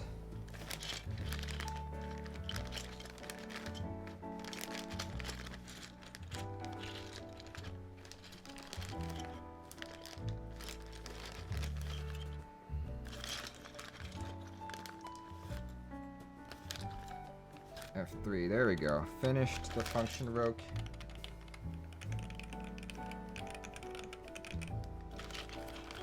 Still missing all the arrow keys. Here we go, there's the shift key. Shift key. Where are you, arrow keys? Oh, there's one.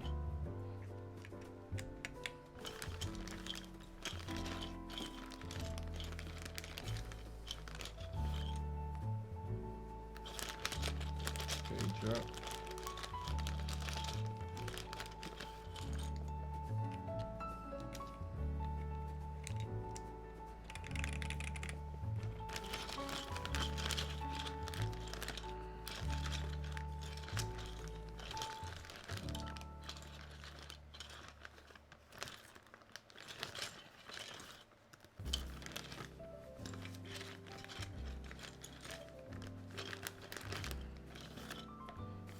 Down, page up.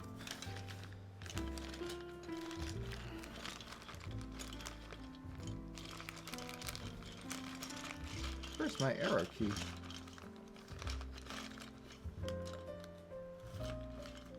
Oh, there we go.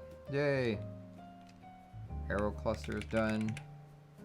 Now we get to do page up, page down. Is that the same profile? No, that is not the same profile. There we go. That is the same profile. Page up, page down, home, and end. There we go. Let's just put that as a pause. I don't know what else to put there. And I need a tilde. I need a tilde right there. Where is that tilde key? Tilde key, are you in here?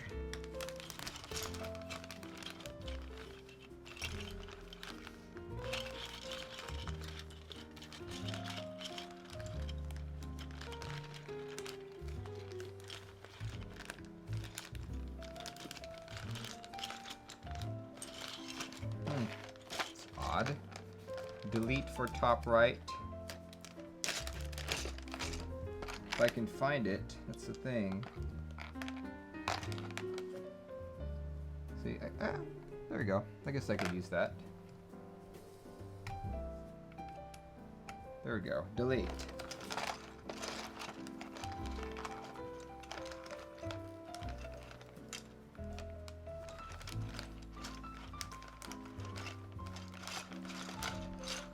Tilde engrave, where are you?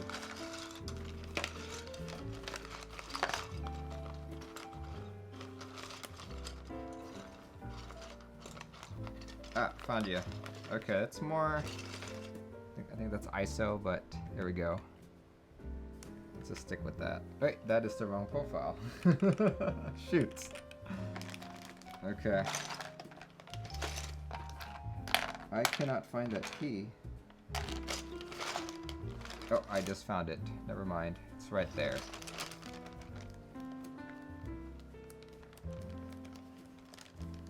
Is this GMK minimal? No, this is not. This is EPBT white on black. Sorry, black on white. I mean, black on white, white on black. All the same. Let's see, where is my keycap puller?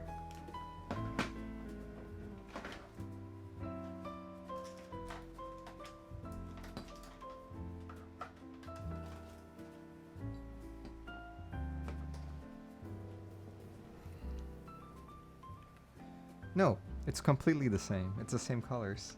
There we go. Let's see, let's fix that up. Fix that up.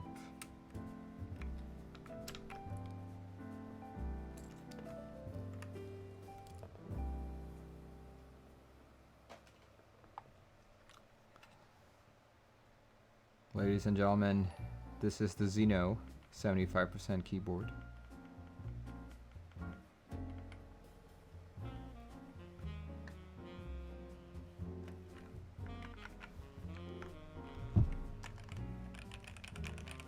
Oh, that feels so good. All right. Goodbye, Jupiter 75. It was nice getting to know you.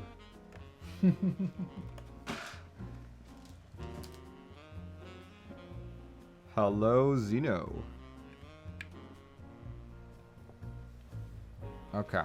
I'm not sure I really like that red. I'm gonna change the color on that to, let's see, this board supports VIA. I am going to change the colors to, let's do blue. But I picked blue on VIA and now it's showing up as purple. Let me change the shade of it. There we go. That looks more like it. There we go. What degree is the Xeno? The Xeno is 7 degrees. All right. Yay! I finally have a 75%. Give me your Jupiter, thanks. It's not mine, it's a customer's build. I can't really build it, or I can't really send it off. There. The build is not finished, actually, because I still need to put the feet on. put the feet on. Where were the feet?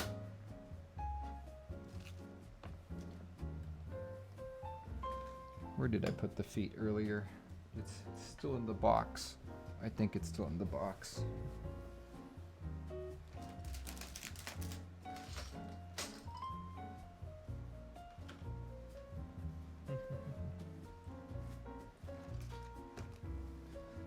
I will grab the feet later. The fingerprints on the brass, yeah. Decided to take off my gloves at the end so I could desolder properly. Here we go. Here we go.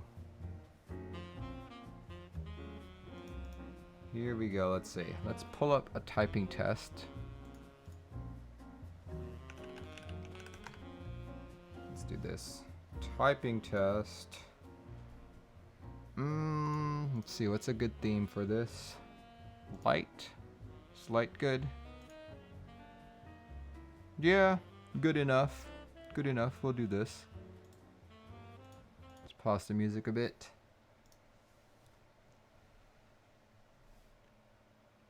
Oh man, this is such a good typing angle for me. This feels good. All right. This is the Zeal PC and Ion Xeno with Alpacas lubed with 205G0 and thick films. Here we go. Let's put it in a more comfortable angle for me.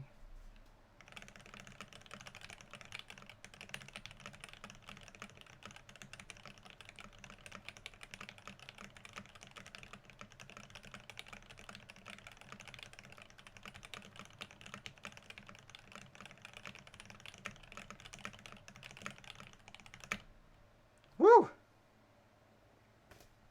Woo! Yeah. This is great. This is awesome. I like this a lot. Yay! Okay, that makes me incredibly happy. And let's see. Holy crap. 161 words per minute. Dang. All right. Yeah. Shoots, man. Xenophobia, you've watched a lot of my streams. I think that might be the fastest. That might be the fastest I've ever typed. Yeah. Dang. I doubt I could replicate it. That's probably like a one-time thing. Watch. Here, I'm gonna do it again. And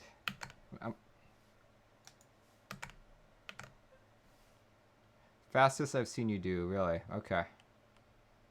Let's see. Just to demonstrate that that's not my general typing speed. Here's take two. Take two.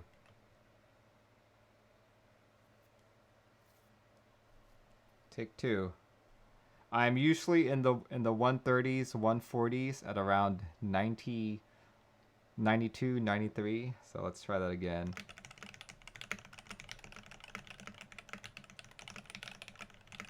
See, I already made a mistake.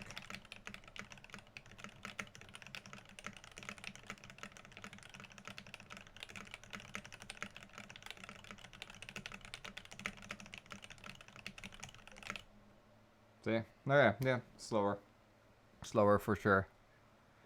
Xenophobia says that feel when you only type about 60.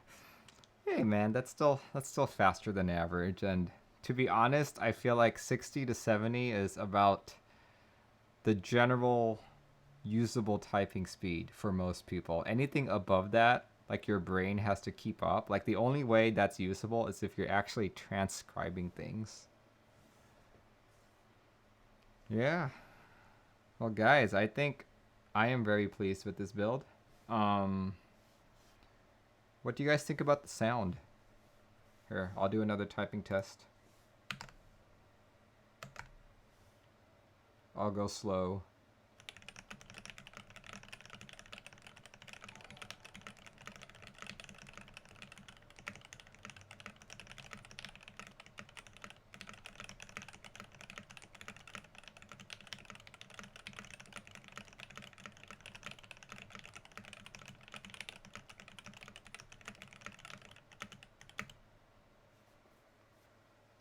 Sounds fantastic. Think it sounds good? I think it sounds good too. I was a little bit concerned that without the foam it would sound terrible, which is why I put the foam in, and I think it's tightened it all up. I don't hear any reverberations even with me knocking on the board. It's like a dull thud now, which is great. Disclaimer, I am using I'm using 3 thick desk mats. Sounds like I need to build a better board. That's what it sounds like. Oh man. Yeah. Sorry, if you keep watching my channel, you may develop a desire for nicer boards. Sorry, not sorry.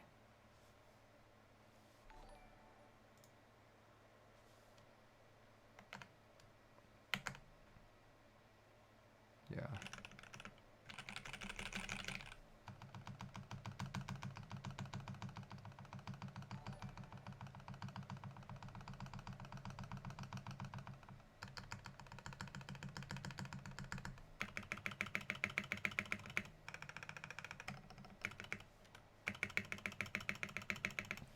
I actually feel like, oh wait, if you guys take a look at my space bar, you can actually see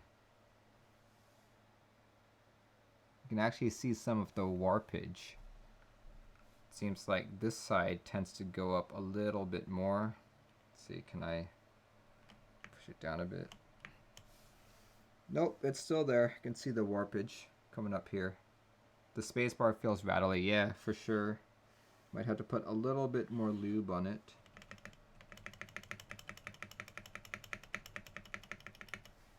Yeah.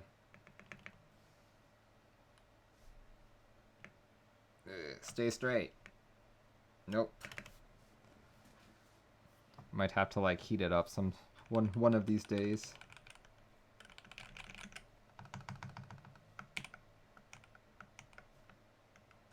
But I'm going to say that I am quite pleased with how this turned out. I've seen it at the SoCal meetup and at the Vancouver meetup.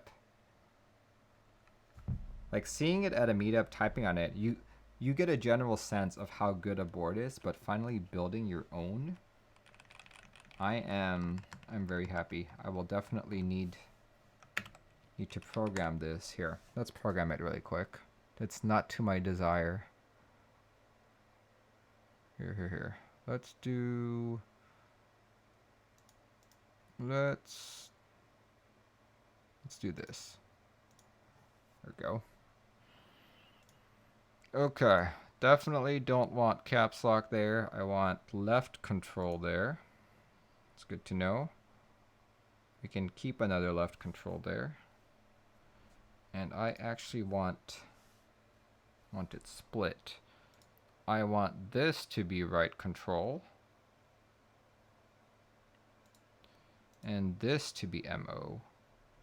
Where is it? There we go. MO1. There we go. So everything else where they should be. Delete. Home. Page up, page down. And yep. That's expected. It's in layer 1.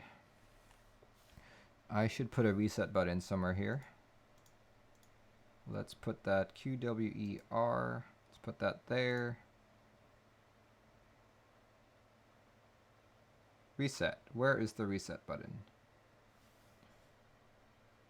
Reset. There we go. Let's put the reset button there. RGB toggle can be... Oh wait, I forgot. On VIA, you can't actually turn your RGB on or off. You can only cycle to the off position. So that should be... Which one was that?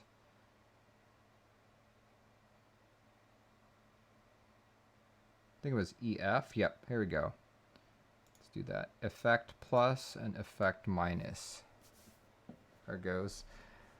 Jeff Leopard says, mine was ticking from warp. Okay. All right. Since this is literally only one RGB, Guys, this is only one RGB. It's not like I can do any kind of effect, so I probably shouldn't put effect on it. Maybe just brightness. Brightness is probably... There we go. Let's do brightness. Let's see, what other lighting can I do here? Let's just make it green. Green. There we go. Perfect. Alright guys, let's see how many people were on today. 130 people. Got rated by Minterly earlier. But I think we had about 80-ish or so people watching from the beginning of the stream. Thanks guys for joining in as I built a board that I have been waiting to do for the longest time. Once again, that is the Xeno 75 from Zeal PC. It's actually a collaboration of Zeal and Ion keyboards. If you think you've heard that name before, it's because Ion is currently working with Rama to build the Rama X Ion Zenith board. It is a 65% with macro keys on the left-hand side over here. So if this kind of aesthetic appeals to you, definitely check that out. I believe the group buy starts... Actually, I don't know when the group buy starts, but I just saw it on Zambumon's website. So yeah, that kind of stuff appeals to you, make sure you check them out. My next stream should be tomorrow evening at 7:30 p.m. I'll be talking about all group buys that are ending for the following week and all group buys that are starting for the following week.